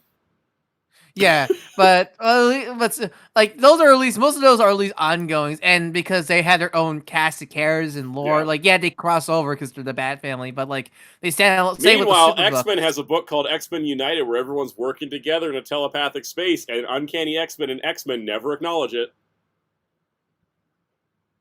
Mm-hmm. There's It's nothing going on. I don't know what to go on. It's- Oh, Alice read Batman Hush. Paul Dini's made Hush an interesting character. Yes, thank you. For some reason, it's still a hot take, but yes, that is over $100 a month just for X-Men comics. Nobody buys them all. That's why a bunch of them keep getting canceled because nobody actually buys them all. Because DC's smart because like yes, there's a lot of Bat books, but like I'm pretty sure not every Batman fan's gonna read Poison Ivy or Nightwing and vice versa for those specific characters. I am currently caught up on all the Bat books, but I only buy Barbara Gordon Breakout and Batgirl. Like I buy all the super books, and that's only 4 books, and 4 books right now currently, and such. That's all, and that's tame, and like those each 4 books are like their own thing. Actually, because I actually kind of like how Unlimited just became John's book now. I actually do like that. That was I think that was the smartest move they could have ever done. I think that was a smart move. Smart move for because I actually really like Unlimited. Side note: New Titans is really good, by the way. I've been I need to read the newest issue. I read the static issue, and then I was like, "Wow, this is great!" And so I went backward and like started reading all the New Titans part, and it's like I really I really enjoy it. I'm not sure I feel about how they handle Star, but otherwise, besides that, like I really like it. Yeah. I really like the new team a lot. I think it's like it's like the nice freshness that. And I'm so glad Red Devil's back. I know. I really love his character. I really like Red Devil a lot. I was familiar with him, but I never read anything about the character. So like, this is why we need a comic podcast, Yep. so we can just Let's get back to Marvel. After I realized that I forgot to put Justice League Unlimited on my following list, and I'm 2 issues behind now. I thought the only thing I had to catch up on was Supergirl. Now I realize I actually missed 2 issues of Justice League. Damn it! This is why we need a comic. Yeah. This is why we need to do the comic podcast. So we can, All right. Hey, guess what? Marvel actually answered fan demand for once. Not really, because this was in the works for a while. But Jean Grey, everybody was like, she's in a movie, she's in a game, she's in X-Men 97. Why is Jean Grey nowhere to be seen in the comics? Because she isn't on any of the team books, and ever since the Phoenix comic ended, she hasn't been around. I'm assuming she's been in space. She's been in space. So, coming out in November, Jed MacKay is writing a Jean Grey miniseries that will tie into his X-Men series as well as the DNX stuff that's going on. So I was like, oh, cool. They actually did do something that people wanted, which was give us Jean Grey in the comics. So, which is cool, but like I think it's cool, but still, I just know it's only gonna last like 6 issues. It's a miniseries, 5-issue miniseries. Yeah, but that's half the X-Men books. Yep. The problem is that most of them get announced as ongoings and then they get canceled. This one is announced as a miniseries. Why is she in space? Because she has the Phoenix powers and she felt she could do better work in space post-Krakoa. And you know what? The Phoenix comic was great. I'm not just saying that because she teamed up with Rocket Raccoon. Maybe I am just saying that because she teamed up with Rocket Raccoon, but who cares? All right? It worked out. I mean, like, so what do you think? Because you're the Storm guy. Will you say the Phoenix book was better than Storm solo? No. They're about the same. Okay, because I know you had a lot of problems with the Storm. I have a lot of problems with the Storm book, but I think they were about the same quality-wise. Okay. They're both incredibly flawed. They both have really great artwork, and they both have really good ideas that got kneecapped from a Marvel editorial being stupid. So X book. Yep. Modern X book. All right, let's talk Marvel's catalog. in the broad sense, because I don't think we have much thoughts on a lot of it, but there is some interesting stuff. They're going into compact comics, legitimately. Because Marvel's history with compacts is so weird. So they started out with they never had a MAME, but they kind of were like marketed for like the young adult graphic novel age. Like you know what I'm talking about, right? They're like had the white spine with like the color text. Yes. And the yellow, like color banner. They never have a MAME. I don't know what to call it. Are we talking about Premier Collection, or are we talking about the other one? The other one, the one before Premier Collection, the one that usually aims for younger, like young. Yeah, like, they had Marvelverse, and then they had like Mighty Marvel Masterworks. They had smaller, but they're always like low page counts and. Yeah. Well, not really, because Miss Marvel, like the original Gijo the Marvel Kids line. Let me find a picture of one of them. They don't have main. That's Marvel. They don't have mains because the original Gijo Wilson Kamala run, I was able to get those in 2 volumes for just $20 because they're $10 a piece. Same with Champions. That was the 12 issues. They did that. Champions. They did that with Moon Girl as well, and they did that with. Kate Those are good. I thought those are really good because you're getting a whole chunk of comic for like $10. There we go. I found one. I found a Moon Girl one. Yeah. Yeah. They don't have. It's so annoying because they don't have mix. I never know what to call them when I'm talking about like. I call them digest. Recommending. Books. Yeah, I guess that's a better way because I don't know what to call them because they don't have a MAME. Because so like I can't really recommend them. Wow, to show them here's what the book looks like. And so we had those. We had the Marvelverse, which were small collections of kid-friendly comics. Yeah, those are what. Yeah, those are like more because like we had Mighty Marvel Masterworks, which was just a masterwork but tiny. Right, and then DC Compacts came out, and then Marvel's thought we should compete with those and release Marvel Premier Collection, which are doo-doo. According to Marvel, when asked about it, according to Marvel, those are not competitors to Compact. Those are their own thing. But it was really convenient when it came out. And then the next thing we got was like the Daredevil Back in Black trades, which are thick books, but they're smaller than normal trades, but they're not exactly compact, and they're still like $25. Yeah. And then now, all this time later, I gotta find it where it's in the catalog here. We actually do have honest-to-God compact comics from Marvel. Yeah, because I think it started with Spider-Man Brand New, because I actually have it. Let me go grab it for a sec. Yeah. I'm going to find the solicitation for one. Actually, I know where it is. It's one of the Ultimate books. Yeah, the first one, no, because the very first one, it came out before the Ultimate stuff was announced. Because they did this, because I didn't realize it was the start of a line into now. Because they released this book called Spider-Man Brand New Day, which is the same size as DC Compacts. Because I did bought it, and it's like there's no branding. It is Spider-Man Brand New Day. Because when I first saw it in bookstores, I didn't know it was a compact compilation of stories. Because found the Penguin page for it. Yeah, because this collects Amazing Spider-Man 1999. I don't know what volume that is. Volume 550. Yeah, volume 2. 555 to 557. Like the post Spider-Man One More Day stories. You know, the actual Brand New Day arc. Doesn't have every issue of that arc, but like it's a good chunk of it. So it's the beginning. It's the opening salvo of it, and it's 328 pages for $10, which is exactly what made compact work. Yeah, like, but that's the thing. They poorly marketed it because I think that's the biggest problem with Marvel. Because DC Comics are just called DC Comics. They have their own label. They know what they are. Like you can. Marvel just called these this, and then they did like a Superior Foes one, and now they have Ultimate Black Panther. There's a Superior Foes one. Yeah, it's coming out soon. Okay, I need to get that one now. I need to get that one. Then they're like, we're doing it for the Ultimate Universe, where we have like Ultimate Black Panther fix the world year one. Yeah, these are all year one for the Ultimate. And then there's like they're doing like there's a Darth Vader one. I don't think it's in the catalog yet. It was in the solicitations for I think November. There's a Darth Vader one that's like 12 issues of Darth Vader for $10. And and in the solicitation catalog, which I don't think has come out yet. I saw it on your Condition video. On the solicitation catalog, it says Compact Edition, is what they're calling it.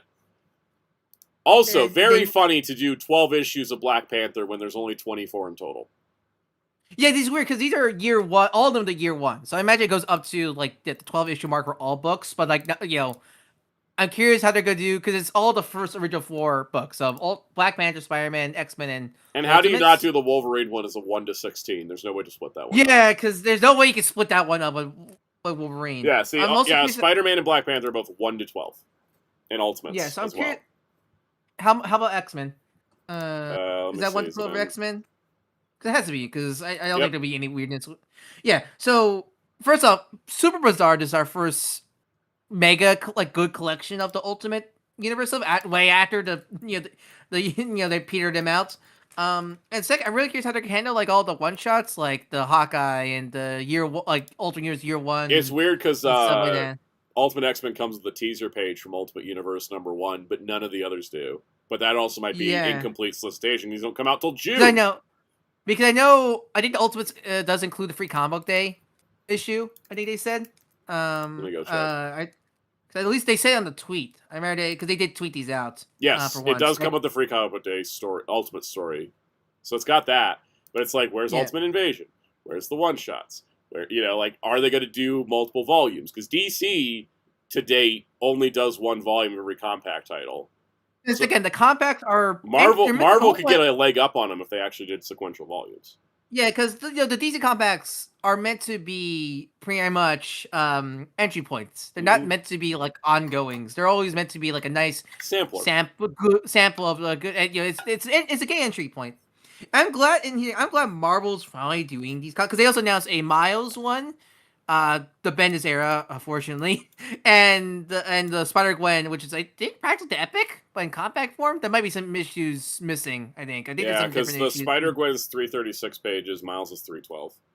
Yeah, because I think the Gwen they still don't have consistent branding. It's just like Miles Morales, the Ultimate Spider-Man, Spider-Gwen, the radioactive Spider-Woman. Yeah, that's my problem. I think that's my biggest problem. I'm glad Marvel's doing these, but they really need to give them proper branding to actually tell people what these are. Especially if you're ordering online. Because if you saw Marvel Spider-Man Brand New Day, what do you know? What do you think that's gonna be in it? You think that's a tie-in to the movie because that's what it is technically, but like you think it's like stories from the movie and not because that's what I thought when I first saw it, but without realizing. Oh wait, no. It's a collection. It's also butting up against Marvel's problem of they have another miniseries called Brand New Day that's coming out in trade around the same. It's going to be out soon, and then also it's like, what's wrong with Bendis era Miles? It's the worst era he's ever had. Because it's not horrible, but like Bendis had the idea, but he's not the best writer for him. Miles got a lot better once Bendis stopped writing for him. But like I was expecting having the Spider-Man one. It's damn good quality. Like the paper, like they're because these compacts they're great, but they definitely made them cheaper too for that $10 cost. But like the Spider-Man one, at the very least has like nice glossy paper, like thick like it's like a. I'm not sure you can hear it from the mic. I'm gonna see if you can hear it, but I'm not sure you heard that. But it's a nice stud. Like it's pretty heavy. You know what's crazy though? You know which publisher actually said, you know what? Screw it, we're doing multi-volume compacts. It's IDW. Yeah. We're gonna talk about that in a minute, actually, because I want to talk about the IDW catalog. Yeah, okay. Actually, because I'm just gonna turn on my camera. I'm not sure you can put this on the. It would be complicated. Yeah, but I'm gonna at least show you it. People won't see it, but I just want to give you context of it. So yeah, here's the Brand New Day one. It's actually thick and beefy. Yeah, like it's not floppy at all. Like, I mean, it's floppy. It's but like Marvel finally, paper. like Marvel finally learned that you put value in these, and then they sell better, and then you make more money because you sold more copies than if you went cheap with it. Yeah. Yeah. So they're gonna be putting the effort. I still think they're like Marvel usually. They're really badly marketing it. Yeah. Alice says, when DC does synergy, it works, and Marvel does completely terrible. Yeah, because Marvel doesn't do it for the sake of doing it. They do it for the sake of money. DC's like, here's a new Lobo book because somebody pitched them that they wanted to do a Lobo book. So, yeah, IDW is doing compacts of Sonic, and they're doing multiple volumes. Yeah, no, the Sonic one, the Sonic to Go, are literally just the hardcovers, but compact form. I honestly want to get the Ninja Turtles Saturday Morning Adventures in compact, because, that's a hell of a deal.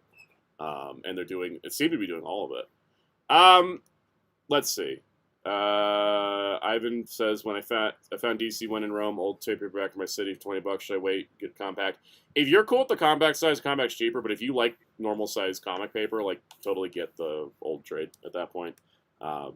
Anyways, let's go through Marvel's catalog real quick. They have DC's catalog at 199 books. Marvel's only got 138. Marvel used to dominate. They used to do like 5 times as many books as DC. But look at this. They're lagging. It's crazy. Alien King Killer. Ghost Rider Danny Ketch Omnibus Volume 3 got pushed into January. But look at this contents list. This is insanity. I love 90s comics, but I also love 90s comics being spoon-fed to me in collected editions. Would you like me to read the contents? Yes. Ghost Rider 41 to 50, Ghost Rider Annual Number 1, Ghost Rider Blaze Spirits of Vengeance 14 to 23, Night Stalkers 14 to 15, Marvel Comics Presents 143 to 146, Darkhold Pages from the Book of Sin 15 to 16, Morbius Living Vampires 16 to 17, Doctor Strange Sorcerer Supreme 60 to 61, Midnight Suns Unlimited Number 4, Blaze Legacy of Blood 41 to 4, Ghost Rider and the Midnight Suns Magazine Number 1, and material from Marvel Comics Presents 131 to 142. Fun! That's a lot of shit. That's 1,232 pages. I still think we need 2 more of those to finish the series. It's like the one Ghost Rider run that didn't get cut short. Gwenpool Omnibus is getting reprinted in January. That one I'm really gonna try to get. That was the one because especially with Marvel on me, it's being a headache to get now. Like Yep. I'm gonna try my best to get that one because I love that run. It just It even has the Rocket and Groot issues in it. That's awesome. Is that new? Or is it? I don't think It's they always did been there. It's the same exact book as the original print. Okay, so you just reprint. I just never paid attention to it before. Yeah, I'm definitely gonna try to get this, but like with current Marvel headaches, I don't know. Yay! Logan Black, White, and Blood Treasury Edition. I love these Black, White, and Blood series, as I think I've talked about before, and I bought the Wolverine Treasury Edition specifically because I knew they were going to do a Logan one. So, yay! Marvel Knights World to Come, Namor Epic Collection, Uncanny X-Men by Gail Simone Volume 5, Black Cat Volume 1 by G. Willow Wilson. That book's actually gotten extended like 2 or 3 times now. That book. So this first volume is issues 1 to 10 because it's still going now to 16 or more. I mean, I love what I read of it. I didn't put that in my pull list, but I did really like what I read of it, so I'm definitely picking that up because it's.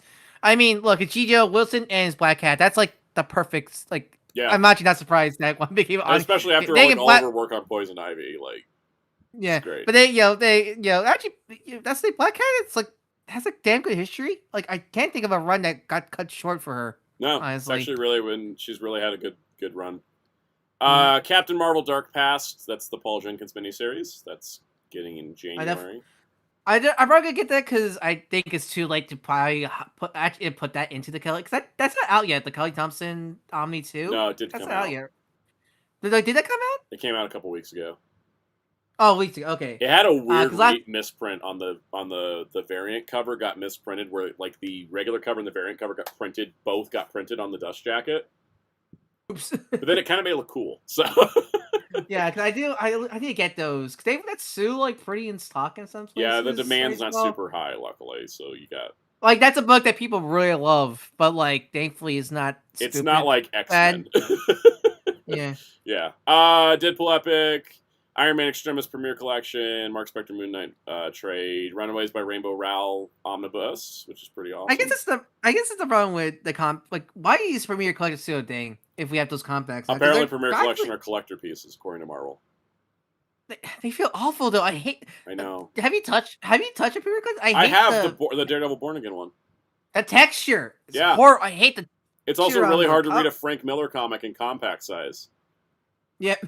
Like I was just like I have the Fantastic Four, Winter Soldier, and Daredevil one. But never read them. Probably need 6 that. But like I just hate holding them because I feel my hands feel gross. Yeah. Anyways, Silver Surfer Epic Collection Temptation. I'm very excited about because we only need like 2 more Silver Surfer epics to have them all. Very happy. Oh, I want to shout out Inglorious X-Force. That's an X-Men book that's actually good. Like it's actually Chamber. Good. That's not Chamber. It's Helverine. But you know.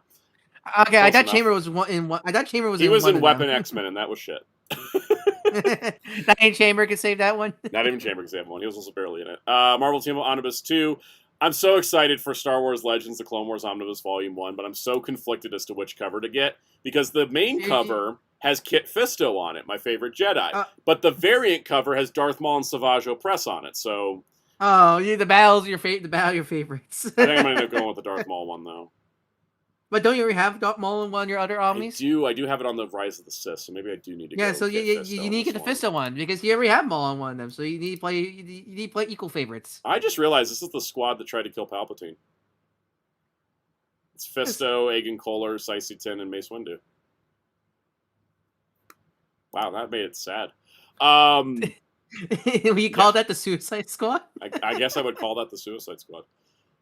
Wade Wilson, Deadpool Volume 1, X-Men Jed McKay Volume 5, X-Men Epic, Fall of the Mutants, Amazing Spider-Man Epic, The Other, Amazing Spider-Man Spider-Versity, Incredible Hulk Epic, Joe Fixit, Predator Kills the Marvel Universe, Omnibus, even though there's also another Predator miniseries. Why did you do the Omni now if they're still going to do another one? It annoys me. I don't even care about this book, but like it annoys me. So... Star Wars Galaxy's Edge Echoes of the Empire, a 5-issue miniseries to justify putting original trilogy characters into the theme park. This is what we say about Marvel not making things for the sake of making things. I remember when we talked about that on Shane, I was so confused with that. And I'm reading it, and it's not good. I'm not surprised. Yeah. Mr. Doogie says, what are we, some kind of Jedi Council? That's good. Amazing Spider-Man Modern Epic, Ends of Earth, Amazing Spider-Man Volume 5, Civil War Unmasked, Star Wars Rogue One, which, hey, look at that! 5 one-shots that should have just been a miniseries compiled into a trade like they were a miniseries. Who could have seen that coming? Exosword's new printing for all you Krakoa Omnibus collectors. That's an important volume. Amazing Spider-Man Epic, Maximum Clonage, Punisher Suicide Run. Oh no, Maximum Clonage. Yeah. Battle World Omnibus Volume 4, Spectacular Spider-Man Volume 1, Kraven's Last Hunt Premiere Collection, Generation X23. Oh, that got wait, hold on. Like, did you see Spectacular Spider-Man? I said Kraven's Last. Spectacular Spider-Man is the new Dan Slott comic. Oh, okay. I was it not collecting trade yet? Generation X23 is only 10 issues. Damn it, that was a good. That was a. I wouldn't say a great one, but like it was good. Oh, because didn't the artist pass away? Yeah, for that one. But they still kept going, even though he only did 4 issues. So, but it got the 10-issue axe, like every other book these days. Hulk Modern Epic Collection, War Hulks. Star Wars Modern Collection, Mutiny at Mon Cala, Ultimate Impact Reborn. That series is garbage. They have no idea what they're doing. I read issue 4 and I'm like, what is this book about? I don't even understand. It's got 1 issue left, but it might as well be done. I think my comic store forgot to give me that issue. It's pointless. There's no point. Which I don't mind because I don't read those things. I just get it because I put it in my pull list. It's one of those I feel guilty if I said no because they literally put that in my pull list. Mr. Tanuki said, I highly recommend Generation X23. It's nice to get Laura and Gabby back together. Their new team of mutants is fun if disposable. That's my problem. They're like, look at this group of new mutants. I'm like, I know Marvel ain't going to support you and we're never seeing you outside this book, so I don't know if I care. I'm old. This is my problem. X-Men, Age of Krakoa, Reign of Omnibus. Reign of X Omnibus. Isn't that just Marvel? Yep. This contains all the Hellfire Gala. That's good. Does that include Singe asking, hey, so will you like to have your web shoot from there? Oh god, that is actually in that one. Daredevil Modern Epic, Guardian Devil, Daredevil, Devil and Cell Block D. Is that a trade reprint? Because of Season 3 of Daredevil. Yeah, it's just a trade reprint, because Season 3 of Daredevil's doing that story. Incredible Hulk Epic, Unholy Alliance, Incredible Hulk Omnibus 4, Venom Volume 2, Daredevil by Charles Soule reprint, Omnibus reprint, Fantastic Four Volume 3, Punisher Epic Collection, Punisher Strikes, What If 50th Anniversary. I heard all those sucked. I never heard a good thing about those. Future Soundout comic video title, Reign of Omnibus. It's going to be me in a few years. And X-Men 97 Season 2. Does it include the... Nope, of course it doesn't include the Infinity comic. Why would we do good things at Marvel? Do they even collect those? They sometimes get single-issue reprints. I know like the Rivals one get those like digests. They stopped doing those. Oh, they did? Did one digest book and 4 one-shots. So 3 one-shots became that digest book, and they just stopped for some reason. All new Hawkeye by Jeff Lemire getting a reprint. This was on the schedule before, and it got taken off, and I guess it's back. I still don't know why that's not just another Hawkeye Modern Epic collection. Whatever. Avengers Armageddon, Daredevil Epic Collection Redemption. That's the Denny O'Neil stuff with David Mazzucchelli. I'm excited about that. I read the first volume of the Frank Miller stuff. It was really good. Like, Frank Miller used to be an artist. And a good writer. And a good writer. Yeah, exactly. He wasn't before he was he became racist. His fell off. It's funny, he fell off before he flipped to the racism switch, but man, he used to be great. Iron Man Epic, Ironmonger, One World Under Doom Omnibus. That I cannot imagine reading all of One World Under Doom in one sitting. I feel like you'll go insane. Like, that book runs on the characters being stupid, and then all the tie-in miniseries have nothing to do with the main book, so it's like, what is this book even? And whatever. Thor, Gore the God Butcher Premiere Collection, X-Men by Jed McKay Volume 6, the Miles and Gwen compacts we talked about. Spider-Man Long Way Home is a hardcover, for some reason.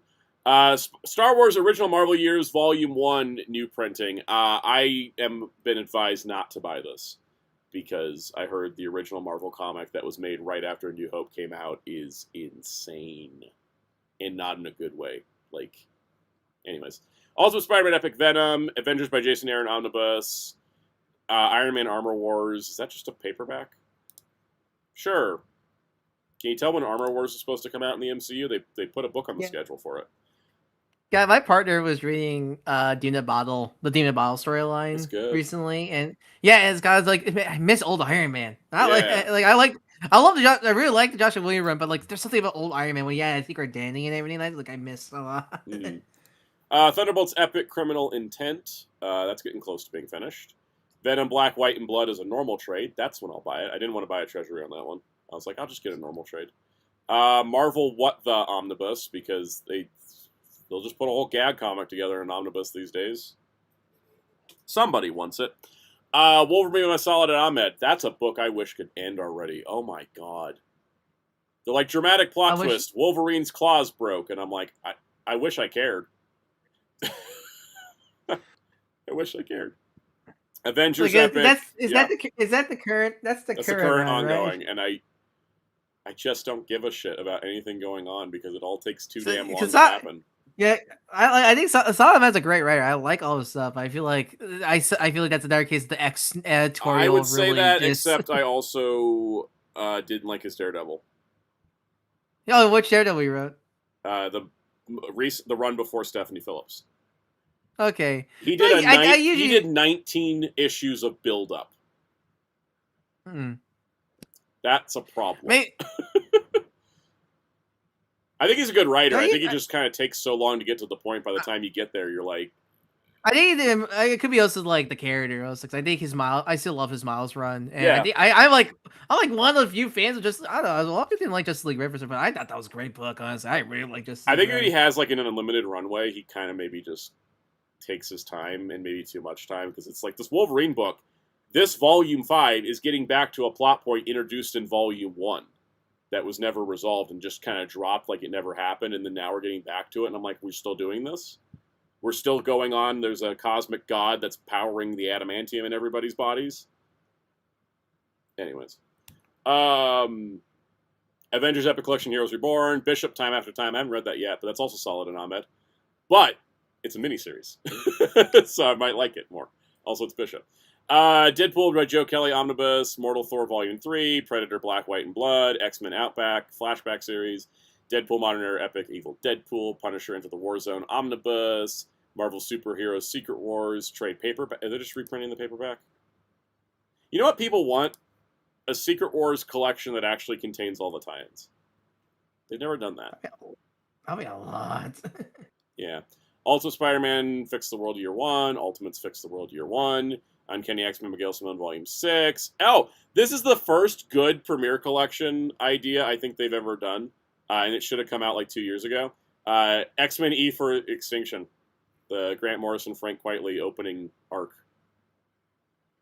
Like, making that available separate from a overly priced Epic Collection is a smart idea.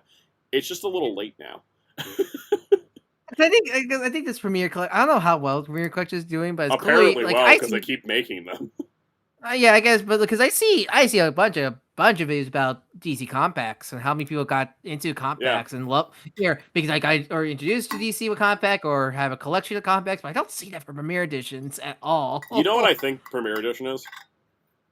Because of the way the branding is done, it feels like Penguin Random House makes these. Yeah, they really. I feel like the decisions are made by Penguin Random House because they kind of remind me of those Penguin Classic Marvel editions they put out, like in those hardcovers. It's the same band, like the same like format and everything like that. Yeah, let me grab my Fantastic Four one. It's right here. Oh God, don't drop the Treasury editions. Don't drop the Treasury editions. Okay. Yeah, it reminds me a lot of these, which they did hardcovers and paperbacks. They didn't sell very well. I bought this hardcover for $12 when it had a cover price of $50. And it's like, yeah, it kind of reminds, like the Premier Collection reminded me of these, where it's like, here's a selection of iconic stories, and we have introductions by famous people. Like that's what Premier Collection is. So it's kind of makes me feel like it's the same thing. So I feel like Penguin Random House came up with these. Yeah. It's not like, you know, DC compacts or like even the newer Marvel compacts where like they feel like just like, here, have the storyline but cheaper. Yeah. Young Avengers epic, style over substance. Gambit Wanted, that's the Claremont flashback series. Godzilla conquers the multiverse because we can't let that crossover end apparently.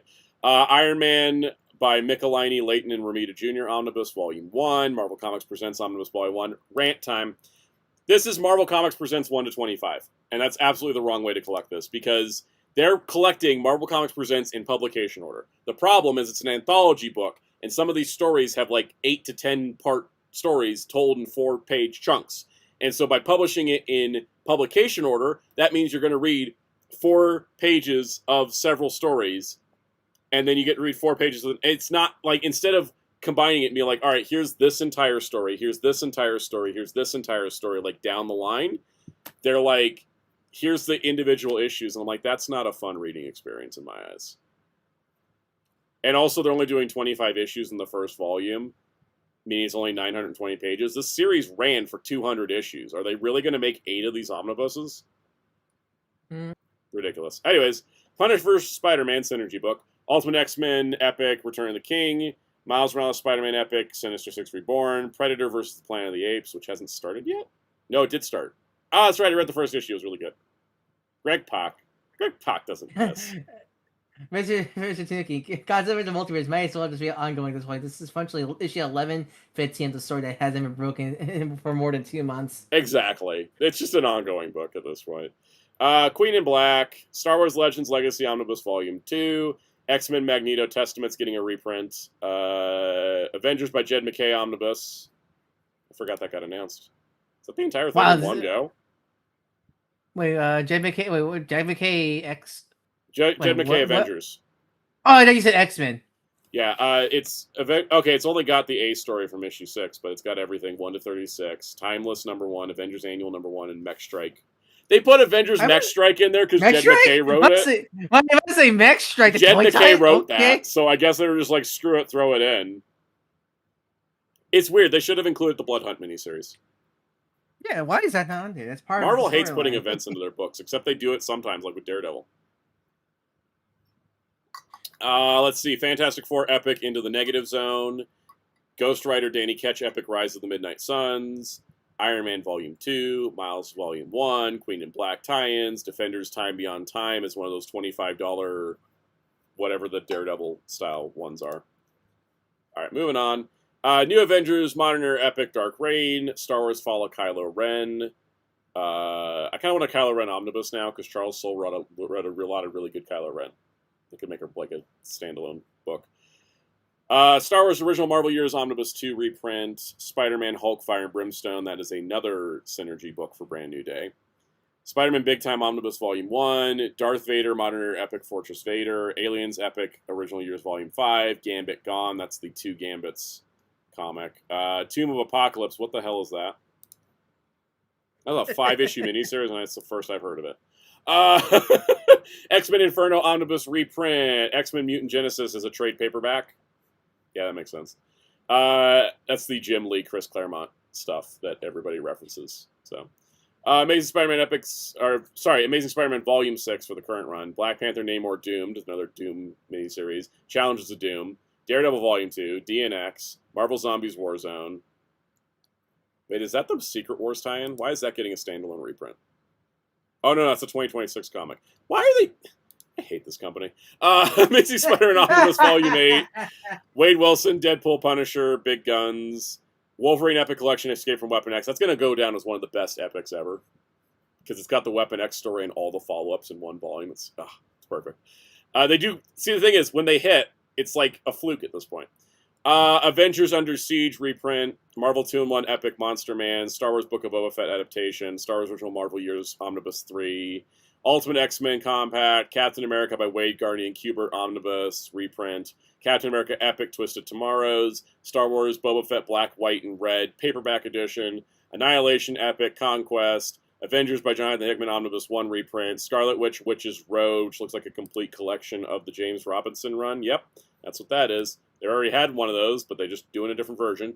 Ultimate Black Panther Fix the World Year 1, X-Men Magicka Volume 7, Alien vs. X-Men, Doom Quest, The Amazing Venom, Ultimate Fantastic Four Epic God War, and Wolverine, The Return of Epic X Omnibus.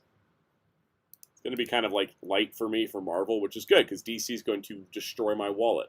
It's so funny, because, like, maybe because I'm more of a DC guy than a Marvel guy, but, like, yeah, I'll listen to those, and all this kind of white noise versus It's DC, white noise like, to me, and I read a lot of Marvel. Because it's become, like, the whole line is white noise at this point. Yeah, because, like, with every DC announcement, I was excited. Like, because, like, I just feel like... I'm going to scroll through the Dark Horse catalog on stream for anyone who wants to look at it. I don't have any comments, unless I find something, so... Because, like, with DC, like, besides, of course, the single trades, because that's just obvious, you're going to get, those on, but, like, every single announcement from DC was such a big, like, oh my god, Amethyst, Jonah Hex, Doug Monk's Batman. Ooh, young Hellboy, Thrilling Sky Adventures. All that stuff were, like, each announcement of DC was so, like, oh my god, they're doing that exciting. We're like, Marvel was just like, yes, yeah. Okay. It's like why is if Marvel threw out like a Nova omnibus, do you know how happy people would be? They'd be dancing in the streets. Silk, where is my Silk? Yeah. I think the problem is that all of Marvel's lineup is the A-listers. They're doing a Shiro Masamune Anthology Deluxe Edition at Dark Horse. What does that have in it? It has Black Magic, Orion, Dominion, and Dominion. Oh, it's all non-Ghost in the Shell and Appleseed Masamune. That's cool. Yeah, that's Dark Horse. Yeah, that's the thing is, like, Marvel's just, they don't touch on anything that's not an A-lister or a movie tie-in. And it's so annoying, because it's just blatantly that's what they're doing, right? Mm-hmm. Here's IDW. Let's see what IDW's got. I'm sure there's some Turtles in here. I remember there being some Turtles when I was scrolling through this earlier. They already had Turtles Companion Volume 2 already? Like, I thought Volume 1 just came out. Let's see. Oh, they're doing another Mirror Universe compact for the Next Generation stuff. That's cool. Tons of Godzilla. Oh, yeah, the Godzilla vs. America one-shots are all done as standalone hardcovers for $13 a piece instead of being collected together. Okay. Okay. They're only 56 pages. Like, why are we doing this? Why are these not all together? Same thing I have the issue with the Sonic one-shots, all getting individual hardcovers. I know, I'm really praying to just do a classic. They have enough now for a classic collection. Hey, look at that, a second Rocketeer compact. Yeah, they're doing a second Rocketeer compact. Sonic IDW Collection 7, which I think we talked about. That's the one with Amy in the cover, right? Yep. Yeah, we got that. Yep, we got that, and it's got cool stuff. IDW Ninja Turtles Collection 12 is getting a paperback. Here we go. Tales of the Teenage Mutant Ninja Turtles Mirage Years Omnibus Volume 2. So this is continuing the Volume 2 of Tales, which will be 12 through 35. And they said this is book 2 of 4. So now they actually confirmed there's going to be 4 of these in total. So that's cool. Star Trek Engage Warp Drive, which, what the hell is this? Oh, this is old shit. Oh, these are the graphic novels from the 80s. Burden of Knowledge, Crew, and a Wrath of Khan tie-in. That's going to be in a compact. Ninja Turtles Adventures Compendium 4. This is the Archie stuff. So we're at issues 36 to 45, Mighty Mutanimals 1 to 9, a TMNT 30th Anniversary story, and a TMT Adventure Special story. I don't know how many of these are going to be. I think we're only halfway, right? Wasn't this like 70 Yeah, something issues? Archie lasts a long time. So I think there's going to be like 5 or 6. There's going to be like 6 or 7. And there's going to be at least 2 more. Here we go. Ninja Turtles Mirage Years 1987 to 1990 for its compact line. This is the next volume because the first one had the first one was basically the first Ultimate Collection. This one is it's not doing every issue of Mirage. It's doing the major ones. So these are the ones from like Eastman and Laird. It's 11 to 23, 27, 28, and 29. 616 pages for $14 is insanely good. I'm probably because I've been meaning to get the Mirage stuff, and while I would get. I'm going to be honest. I read every single guest era issue, and they're so not worth it. Yeah, like, that's what I mean. Like, you know, and the Ultimate Collections are kind of out of print, so I kind of think these might be the best way to go. Yeah, that's probably what I'm going to do for Game Mirage. Mm-hmm. We got another Rocketeer series. This is a new one. Rocketeer Infiltrator. Star Trek Last Starship Volume 2. Why is it a $25 paperback? What the hell? It's issue 7 to 12. Why is it $25? It's weird. All right. And that's it for IDW. I still want more of those thick trades for Star Trek because I like the ones they put out. Okay. I don't think there was anything in Image. There's a Radiant Black compact. Let me pull that up real quick. I want to talk about that because like Image otherwise... There's no like Energon Universe hardcovers because I think they got too far ahead. Yeah, they're all caught up. They're too caught up. We don't have enough to make another hardcover for any of the series yet. All right, here we go. Radiant Black Compact Edition, Book 1. So for $13, you get issues 1 to 12. Brilliant. Everyone go read Radiant Black. It's cheap now. Like, I'm glad to see that. I'm glad to see that's doing well. And I think that's about it because I don't really follow Oni Press as much. Was there any Power Rangers stuff in the Boom catalog? Let me go look. The Boom catalog, for some reason, is in, what is this? The Penguin Random House catalog put the Boom stuff in. Boom didn't have enough to make their own catalog page. Okay, so... Have you read a new Green Ranger series yet? Oh, I didn't even... I got a free copy to read, and I didn't even read it.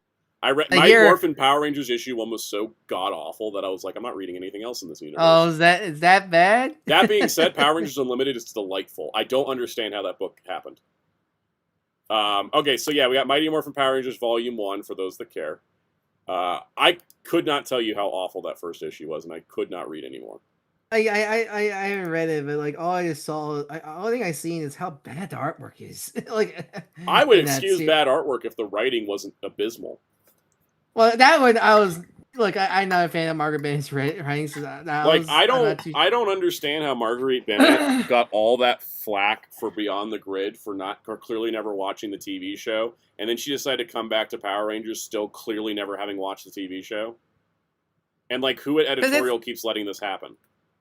Because essentially, this case, it's usually the TV. It's a follow-up to the TV show. It's not like Boom, where's a new continuity. And I know people that don't engage with Power Rangers that were like, "This sucks. Why are they saying the wrong phrases?" Because that's the problem. I don't understand how this book got to print. Where what's the classic like Dinosaur call, right? We need Dinosaur power now. Oh, power now, yeah. No, the Kamar issue. Zord was it Kamar Zords? Kamar Zords or something. I'm like, God, you can't even get the terminology correct. Why would I buy your comic book? And that's like an editor's job to correct all that. I don't understand what is going on with that. And then I don't understand how Power Rangers Unlimited is beautifully crafted, lovingly handled, everything's in its place, it brings in characters from across the Power Rangers universe, and everybody feels like they're written in character and it's done with love. I don't understand how these books coexist. Who's writing that one? Joey Esposito. Oh, did he work on? I feel like I heard his name before. Might have worked on Power Rangers. It's just yeah. And then I've heard Power Rangers Green was terrible. I haven't actually read it. I feel like Unlimited is like the book that the team wanted to do, but then like Mighty Morphin was the one they were forced to do because they needed to get the sales back. And nobody cares. Nobody cares about the Mighty Morphin book when they're making it. You can tell there's no love. It's just people use the insult AI generated, and I'll never use that for something that was made by human hands. But if you didn't know it was made by human hands, you could mistake it for being AI generated. That's how bad it is. It should. At least when I see this feel like it's just not a passion project for anybody for the very least. Like nobody cares. Nobody put their best foot because forward on it. I have seen AI generated Power Rangers and Island Ninja Kids. But that's the thing is like Five for You said, the hero book's so uncreative. That's the problem. There's not a single original thought in that comic. And that's the problem I have with it, is there's not a single original thought. It's just regurgitated from things that already exist. And that's what gives it... Yeah. Also, there's a second compact with 13 to 24 of Mighty Morphin. Yeah. Anyways, what? Do you know in the Ninja Kids Power Rangers series, they have Zato in it? What? But he's not... But it's young kid Zato. What? Because the Rangers somehow, because in the end of the first episode, the Zed came in and defeated the Rangers, and somehow they're on Ravcon with Bulk on episode 2 somehow, and then they're fighting against like Zed's forces, I think, and then we have a kid version of Zeta from Dino Fury there, and he's like crushing hard on Kimberly, and it's like really creepy. What? And Bulk is like. And they make Bulk like I'm the guy who did it. I'm the leader of the Power Rangers. I don't have words for that. I mean, it's horrible. Enough but like the Zato, Crush on Kimberly constantly creep the fuck out of me. Good lord. I'm just gonna pivot to the next comment or the next thing. I have 27 minutes left in our stream because I want to make sure we do 3 hours each week. Yeah, and we're out of news, so this is just ask us anything, and I will talk. Man of Movies is making me feel very vindicated, and I appreciate this. Man of Movies said, reading Frankenstein Agents of Shade and seeing what James Gunn had done to Frank and Nina makes me want to wrap my hands around his neck. I wouldn't go that far, but I just feel really vindicated by the fact that like more people have read the comics that James Gunn, quote-unquote, lovingly adapts, because it's one of my biggest pet peeves online in terms of discourse around stuff. And I don't care if James Gunn changes things, but I always see people like, oh, James Gunn is such a big comics fan. Look at all this loving attention he took to these obscure characters that nobody else would. And I'm like, he fundamentally changed every single thing about Vigilante to the point where it's a completely new character. And just because the suit kind of looks like the comics, everybody's like, it's just like the comics. I'm like, have any of you read Vigilante? And the answer is no. I still need to read more Green Lantern and stuff like that. But the way how because I've been my only exposure to comic John Stewart right now is War Journal. I think that comic's okay. I feel I'm just not too big on John Stewart's the most important Lantern of all time storyline. I hate when any one Lantern is elevated above all the others. Yeah. Also, because I'm not, but I think like John story with his mother is really really good. Yeah. I wish she was in the show. I wish the artwork was better. I would say that. I think the artwork all over the place. Because I was thinking with the whole scene in the beginning of episode 1 where his father is about to shoot him, because I really wanted to emphasize the whole feeling of fear. It was funny. I was like, all right, he has an abusive father, so they kept that part. But why is his father also insane? Yeah, because I didn't know about is this from the comic? I got to I think it's a post-crisis thing that his father was abusive. Yeah, because I got to the second half of War Journal, and he talked about John's mother having abusive father, dead sister, all that stuff. And I'm like, okay, that's where it's from. I don't think you'll still do this in the show. His father's not supposed to be that big of an impact on his life as he is in the show. Yeah. Because even from just reading War Journal, I feel like John's mother not being in the show is kind of a disservice. Yep. But yeah. Also, is John a civil rights activist in the DCU, or are we also erasing that part of his character? Yeah. Also again, this Hal, everything about Hal, man. I'm not a Hal hater, but I just like Hal more. But I could tell Hal just wrong. It's funny because it's there's moments in the show where I'm like, yeah, that's Hal, and then there's the rest of the show where I'm like, who is this? I think what it is. I think what it is I think Kyle Chandler again.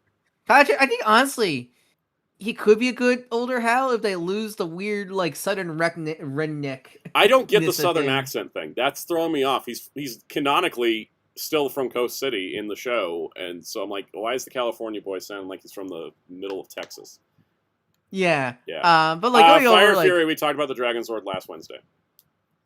yeah. Yeah. Well, the Disney reboot. Oh yeah, the Disney reboot. Here's the thing. I never thought that was a thing happening in the first place. All right. I think it's like I think they're still gonna try bring back Power Rangers. It just I think I think it's less of a Power Rangers thing, or it's just more just Disney, as we said, wanting to move away from live action programs and stuff like that.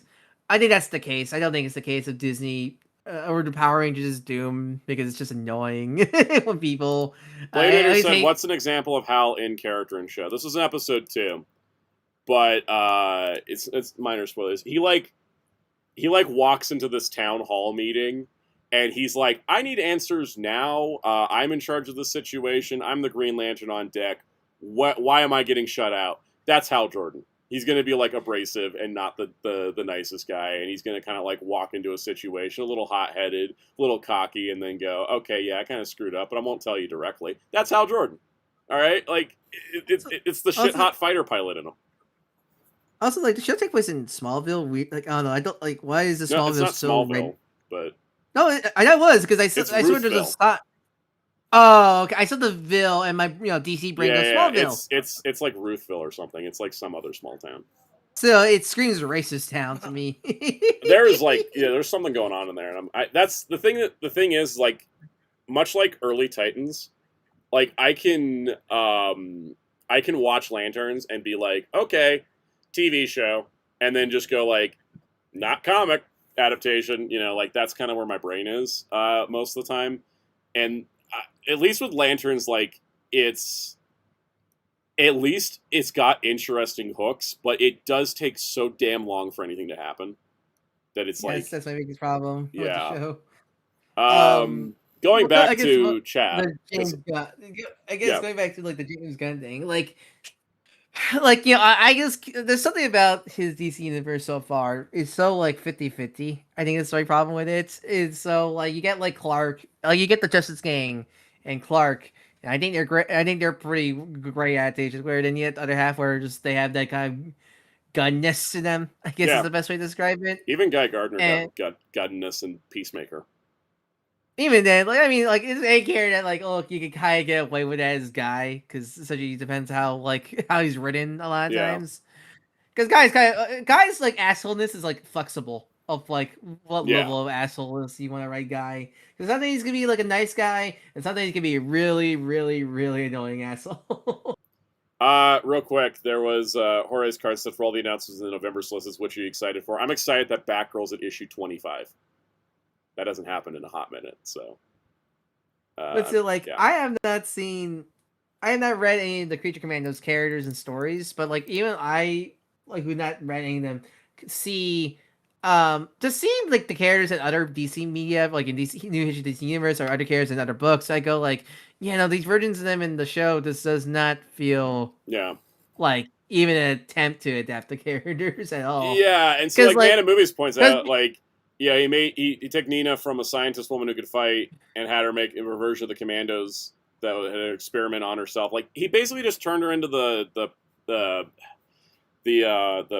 professor, the doctor from Doom Patrol. Yeah, like because because it's one of those things where like people were throwing a hissy fit about the Super John and Connor in My Adventures, and like versus like, and I look at them complaining about that My Adventures Superboy, and I compared go like to everything James Gunn does. I was like, wait, come on, like you guys realize that like. Yes, the one in My Adventures is a very different character, but like still, I feel like he's still more closer to Superboy. Okay, let me list the characters James Gunn adapted faithfully from comics to other mediums. Superman, Lois Lane, Perry White, Mr. Terrific. Wait, say again. So faithful adaptations that James Gunn's done. Superman, Lois Lane, Perry White, Mr. Terrific. I mean, Cat Grant, Steve Lombard. I think though, besides Jimmy, I feel like the most of the Daily Planet crew are pretty 1-to-1. Guy Gardner's pretty 1-to-1 for the most part, and kind of hot girl. I think we just need to see. I think we just need to see more more of her. Yeah, that's it what we though. need. Like everybody else is kind of made up from scratch, and then just Well, attached Lex. to. Lex. Yeah, I'll give him Lex. Lex is a very flexible character. Yeah. I think I think Lex you need to get down is his egotism, his bigotry, and his like overcomplication. Not Crypto. Is that it? Crypto is the case of James Gunn wanted to put his dog in a movie, and he found a character that matched.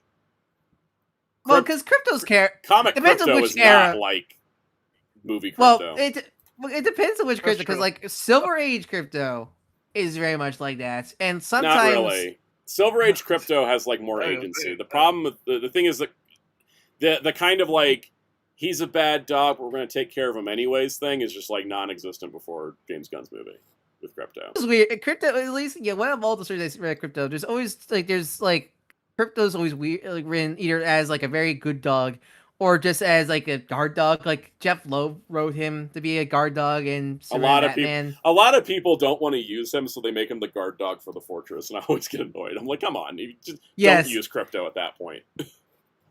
I read Mom and Pop Mom and Pop weren't in the movie long enough for me to make a. They were. I think they're. I mean, that scene. The dad talk is still like one of my favorite scenes. It's great. In that movie. I think that captures Paul Kent so well. Yeah, Fire Fury. Fire Fury says nailed it on the head, which is what I've been saying since the Guardians movies. Sounds like it just seems like James Gunn only takes obscure characters just so he can change them to whatever he wants. That massive backlash from fans because they're not very popular, so people don't care how much it's changed. Yeah, that's literally what happens all the time, and it's like it's fine if you're going to change it. The thing that I don't have a problem with like changes, like whatever, change it. Character name only. I've seen that so many times. That doesn't bug me. It bugs me when he brags about being faithful to the comics when he's not.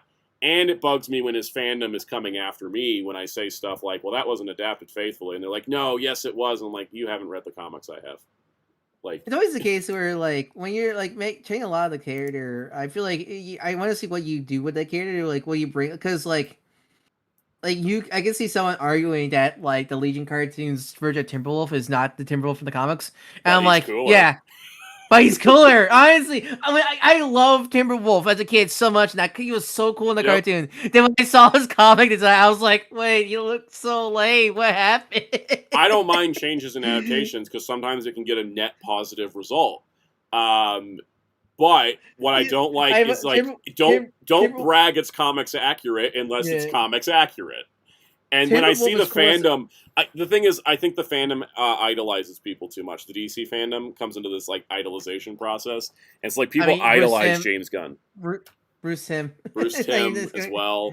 People idolize these creators, and it's like these creators are just doing the same thing every other creator does. Like, don't be putting them on a pedestal. They're gonna let you down because they're just people and they're just artists doing their own thing. And so it's the thing is that like, you know, when people try to tell me that I'm wrong for hating Creature Commandos because all the characters are written out of character and I think all the changes were for the worse, and you're like, but it's a good show. I'm like, I really don't care because these are characters I care about, and seeing them destroyed this way hurts me enough that I can't enjoy anything this show has going for it. Yeah, like it was always I'm always weird with stuff like that because my God, there's like people that really hate Joshua Williams, Mark Waid, Ryan Norb, Jeremy Adams for some reason. Yeah. I got like those like, same people loved them like a year ago. Like I saw like Hulk Hogan Superman. Have you read the final issue of the Primarch yet? Yes, that just got up on DC Universe last week. So yeah. Yeah. There was a small joke. I do mean small. Where like it's the comic store, people talking about like, oh man, like they're gonna reset his character, status quo. Like it's a silly fun joke of the classic comic book fan making fun of that, and people are using that as like to hate Joshua Williams because of Zod being the villain in the Kingdom of Zod. Like, oh, what a hypocrite! Joshua Williams making this joke. He's doing this. I saw people do that to Grant Morrison like 2 years ago. Yeah, I'm like, oh my God, people! It's not that. It was just a joke. It's not that deep. I know deep. Comic Twitter in particular are just miserable people. It's why I'm Like, engaged with them. Like, like people like Jeremy Adams and Ryan North are just two safe writers. Like I guess, but they're good writers. I like their work. Yeah. Like I like Ryan Because the thing is, North's they'll be like, "Oh, it's too safe of a writer," and they'll put somebody like Cy Spurrier on Flash, and everybody's like, "It's too weird," and I'm like, "Well, you asked for not too safe, so." That's the thing is, like, everybody doesn't want safe until they get not safe, and then they don't want it anymore. Yeah, because I just didn't, because for me it's like I just didn't like the writing of Superior Flash, so that's why I just avoided that run. Mirror like Ryan North's Flash. It's fun. Yeah, like, that's why I want Flash. Also, he's got this whole concept of like Wally's like, can I use the Speed Force to just like make everything great? And I'm like, this is gonna backfire hard, and I can't wait.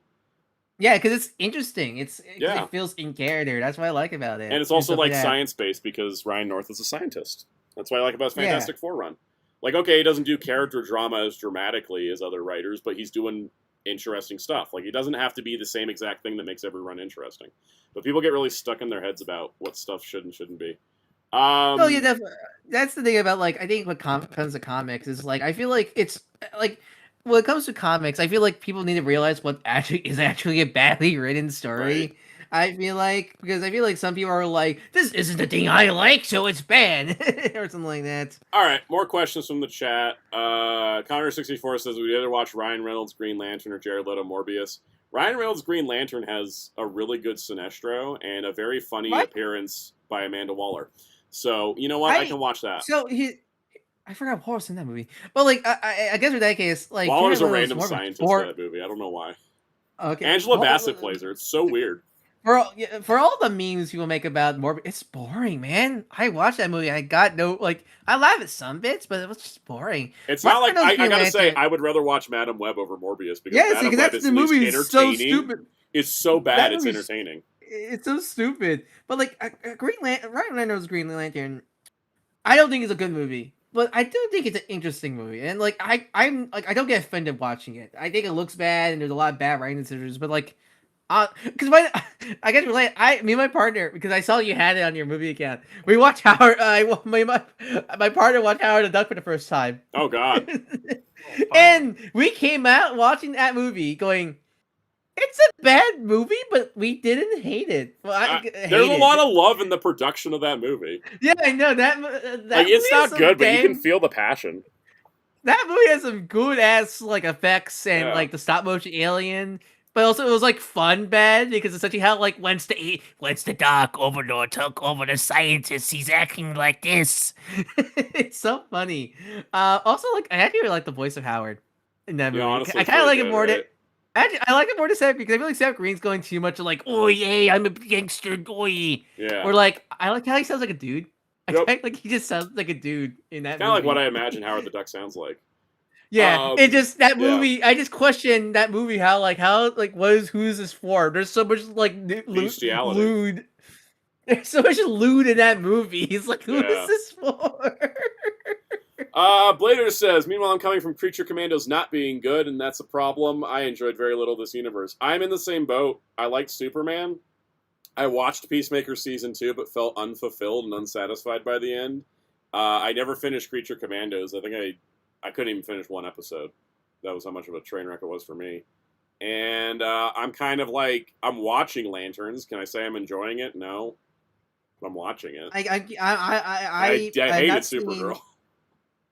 Yeah, because I did not watch Creature Commandos because I didn't have interest in it. Also, because I didn't have Max Max at the time. Yeah. Love Superman.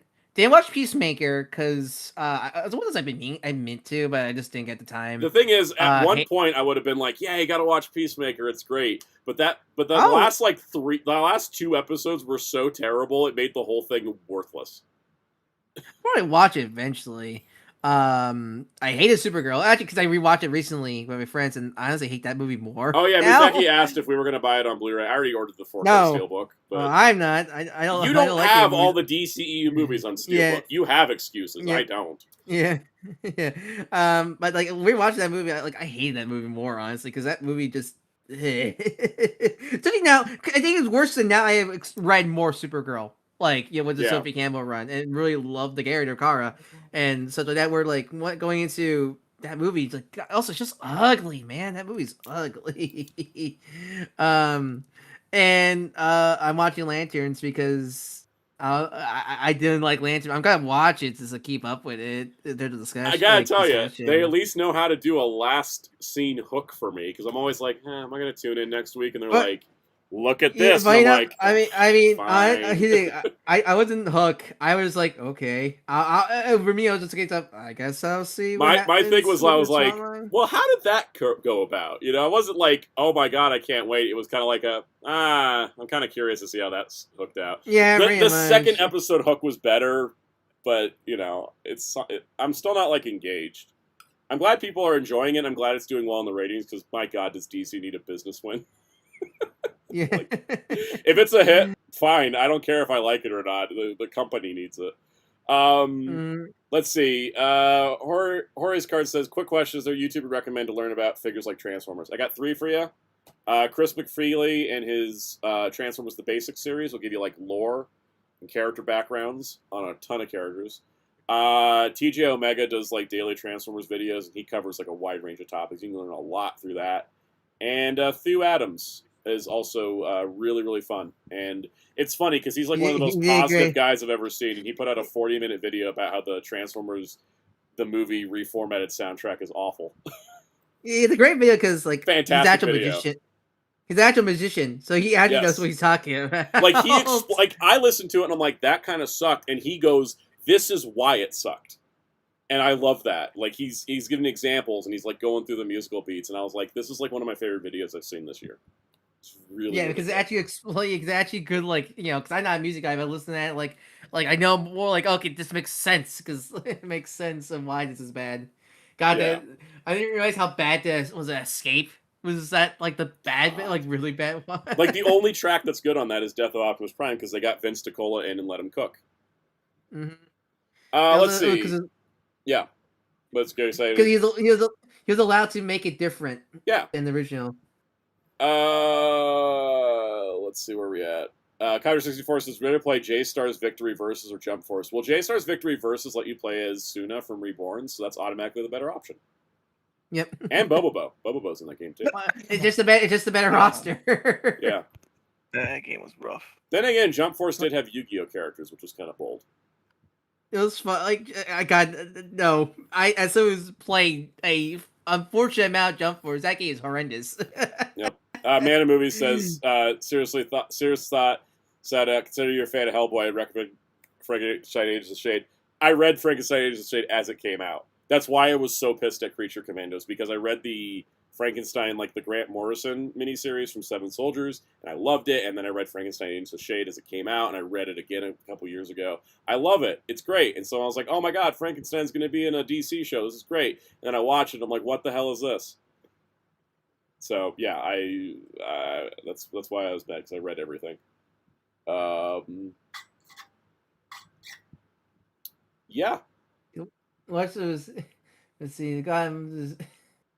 Let's see. Don't think it's real, but yeah. I didn't. Let's see. Blader said the worst part of the Lanterns is that I don't hate it. Yeah, I kind of feel that way too. Like I don't love it, but I don't hate it. So I'm just kind of like watching. I guess it's also. I guess that's me. I did not like it, and I feel a bit offended by it, but I don't. It's weird. I don't. Yeah, because I don't hate it as much as I hated it when I watched the trailers. I hated it. But like watching the show, I'm like, eh. Like I just don't have like a strong feeling. Like I still get the tinge of the racism in the dialogue, but like it didn't like. I don't like the spot. I'm trying to figure out if the tinge and the racism is part of the plot. It kind of feels like maybe they're trying to make a point of it.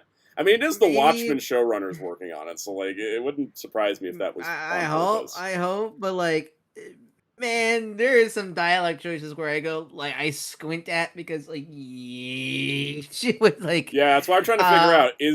Is this like tone deaf writing, or is this the point they're maybe again? I said this last time, because I'm more because you're like half, right? But I'm very white presenting. So. Where like I'm like 100% Vietnamese. I feel a bit more like not happy about the dialogue because I feel a little more. Yeah, like I'm trying to figure out if it's like connected. obtuse dialogue and the writers are just like very ill-informed in how they're making these choices, or they're malintent and we just don't know it yet, or if it's like the point of the story. You know, like I don't know because it hasn't developed enough yet. Yeah. Yeah. I guess because like the racism dialogue is coming from the racist characters because like there's clearly some Yeah. there's like That's what I'm trying. Like, but, that's what I'm trying to figure out is like how is this playing out? Because I think in episode 2, Hal sounded less xenophobic than he did in episode 1. I'm like, okay, so maybe this is actually like not him being weird towards all aliens, but kind of like trying to solve the issue. Man, in movies, that's a James Gunn problem in general. He does like killing characters for not a reason to actually kill them, and then he just like brings them back like it didn't matter. It happens frequently. The Watchmen show was very good. Like people slept on it, and it was also like, not to like sound pretentious, but the Watchmen show was more intellectual than most people could handle, because it involved an actual. It's like Watchmen itself. It's an alternate version where a real life event is a central part of the story, and it also was a sequel to the comic, not the movie. So I think that left a lot of people confused when the giant squid showed up. But I was very happy because I don't like the movie. The Watchmen show is great. But it's like the central focus of that is the Tulsa Race Massacre, which a bunch of people thought was a fictional event because our school system failed us.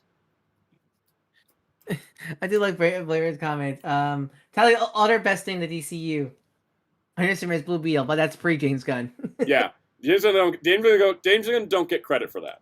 If we get that animated show, you get credit for that. But you don't get credit for that movie.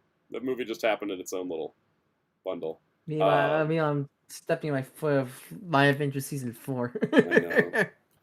Oh, that's our timer. It's to wrap up. Last thing. So, Cows. Last thing, because Counter 64 is a good one. Easy question. Would you rather watch Saban's Masked Rider or Supergirl? Saban's Masked Rider had more heart in it. Also, it's funny. Yeah. It's funny to laugh at. You get Furbiz. You get to watch him turn into Kamen Rider Zeto when he does a flip. It's great. It happens in like episode 1. They use Zeto footage, and so he's in the Masked Rider suit, like in the Masked Rider footage, and he does a flip, but it's Zeto, and then he lands. He's still Black RX. It's hilarious. Anyways, Cows, you streaming? Yeah. Still no Duck King though. He comes out Thursday. I'm like, oh, but yeah, we'll still be playing Fatal Fury 4 p.m. Cool. Also check out Hero Club at. Oh my God, AR. That's a hell of a question to drop at the end of the stream. Is the school system failing us or working exactly as the people in charge are intending? Oof. Oh, definitely a little bit of both, but probably leaning towards a little bit of the latter. Anyways, Ryan, what do you do? I do Archivist, like the one you see very channel. You want any? Feel free to follow me at Darkest Forgery on Blue Sky and through Discord Protocol. Discord, if you want to DM me in Sounds Discord Protocol. Link in the description below. Cool. I will be back with videos this week. Let's see what's on the dock. You have a sponsor short. Two more sponsor shorts this week. I was at Barnes & Noble and they had the He-Man Blu-ray. And then they're like, well, you can't buy it yet because it shouldn't have been out. But we'll hold it for you. You can come pick it up on Tuesday. So I'm going to do that. That's nice for them to do that. Right? So I'm going to go pick it up tomorrow, and then I'll do a video on that. And I think my Speed Racer Blu-ray got delivered. I might just throw them both in the same video just for shits and giggles. I mean, they're both 80s cartoons. Well, so one's 60s and one's like 80s. But, I'm going to throw them together because they're both classic shows that finally are getting a proper release. A lot of people grew up on like reruns of Speed Racer in the 80s from what I understand. Question. Do I throw Daima in there? What's one? Dragon Ball Daima. Might as well be like, I guess might as well do a test. Let's free. I'm just going to throw in 3 unrelated things, but they're all things people want. And because I would have done Daima last week if it wasn't for all the channel stuff going down. I was going to do a Green Lantern guide. I was going to tell everybody I was going to do a Green Lantern guide, but because of the channel problems, that never happened. I will figure it out at some point. Honestly, like the last thing you say is for Man Tomorrow. I could because you can't really do Superman. Because I think for Man Tomorrow, since you can't really do Superman Part 2 because there hasn't been enough. And Jon Stewart's going to be in Man Tomorrow, so that works. Yeah, you can do what you did with Supergirl, where it's like here's all the because not every other DC character has like multiple shows. You can do like you did with the Supergirl, Maybe Lobo, like Green and Crypto. Lantern, do Brainiac. See who else is in that movie. Blue Beetle. Blue Beetle, Mr. Terrific. Yeah. Anyways, we'll do that. And then Friday's video this week, I'm gonna do something comic related. It's not the comic haul yet because I'm gonna do that next week. I have a comic video idea, and I'm forgetting what it is. Oh yeah, I was gonna do the top 10, my personal top 10 best books from the DC catalog, because that'd be kind of an easy one to do. I mean that's an easy video, but also because that is actually probably hard because there's a lot. I imagine it's gonna be hard, and it's like, what do I pick as number one when there's like several books I'm equally excited for? Yeah, so it's gonna be kind of interesting to do. Let's see. Avery says, I want an easy video idea. Do a video on all the He-Man shows and movies. I'm going to do that Wednesday. So I'm going to be like, here's the He-Man Blu-ray, and then like I'm just going to bring in the other ones. Be like, here they all are together. Also because we're just replacing all of them on the Blu-ray soon, so they'll do that. Yeah. Daima is a rabbit hole. Do I want to... I still want to do that Dragon Ball home video history. I'm just trying to find my damn DVDs. If I could find my DVDs... I have old DVDs. I want to dig them all out. I want to do them for that video. I might hold off on... Maybe I'll just leave Diamond. I think I'll just do Speed Racer and He-Man. Keep it simple. I feel like that's better because, like, Speed Racer anime, it's watched by a bunch of the same audience as He-Man. They both came out the same week, so it's also, like, appropriate. Yeah. Yeah. I'll do that. Did you ever watch Power Rangers Samurai or Catwoman? Catwoman, it's shorter. Anyways, yeah, but I can distract myself with mech action. I'm going to distract myself with Halle Berry in 2004. Yeah, but Halle Berry looked better in a lot of other movies. Let's face it. It's true. She did look better in Last Stand somehow than Catwoman. Look, I love Halle Berry, but like even she cannot say that horrendous I'm gonna watch costume. Die Another Day. All right. Anyways, we'll be back next Monday stream, back on track, having fun, and we'll see you guys then. Latest. Check Sound Out tomorrow with me. Yes, I'll be on tomorrow's stream with Jerry for sure. Yeah.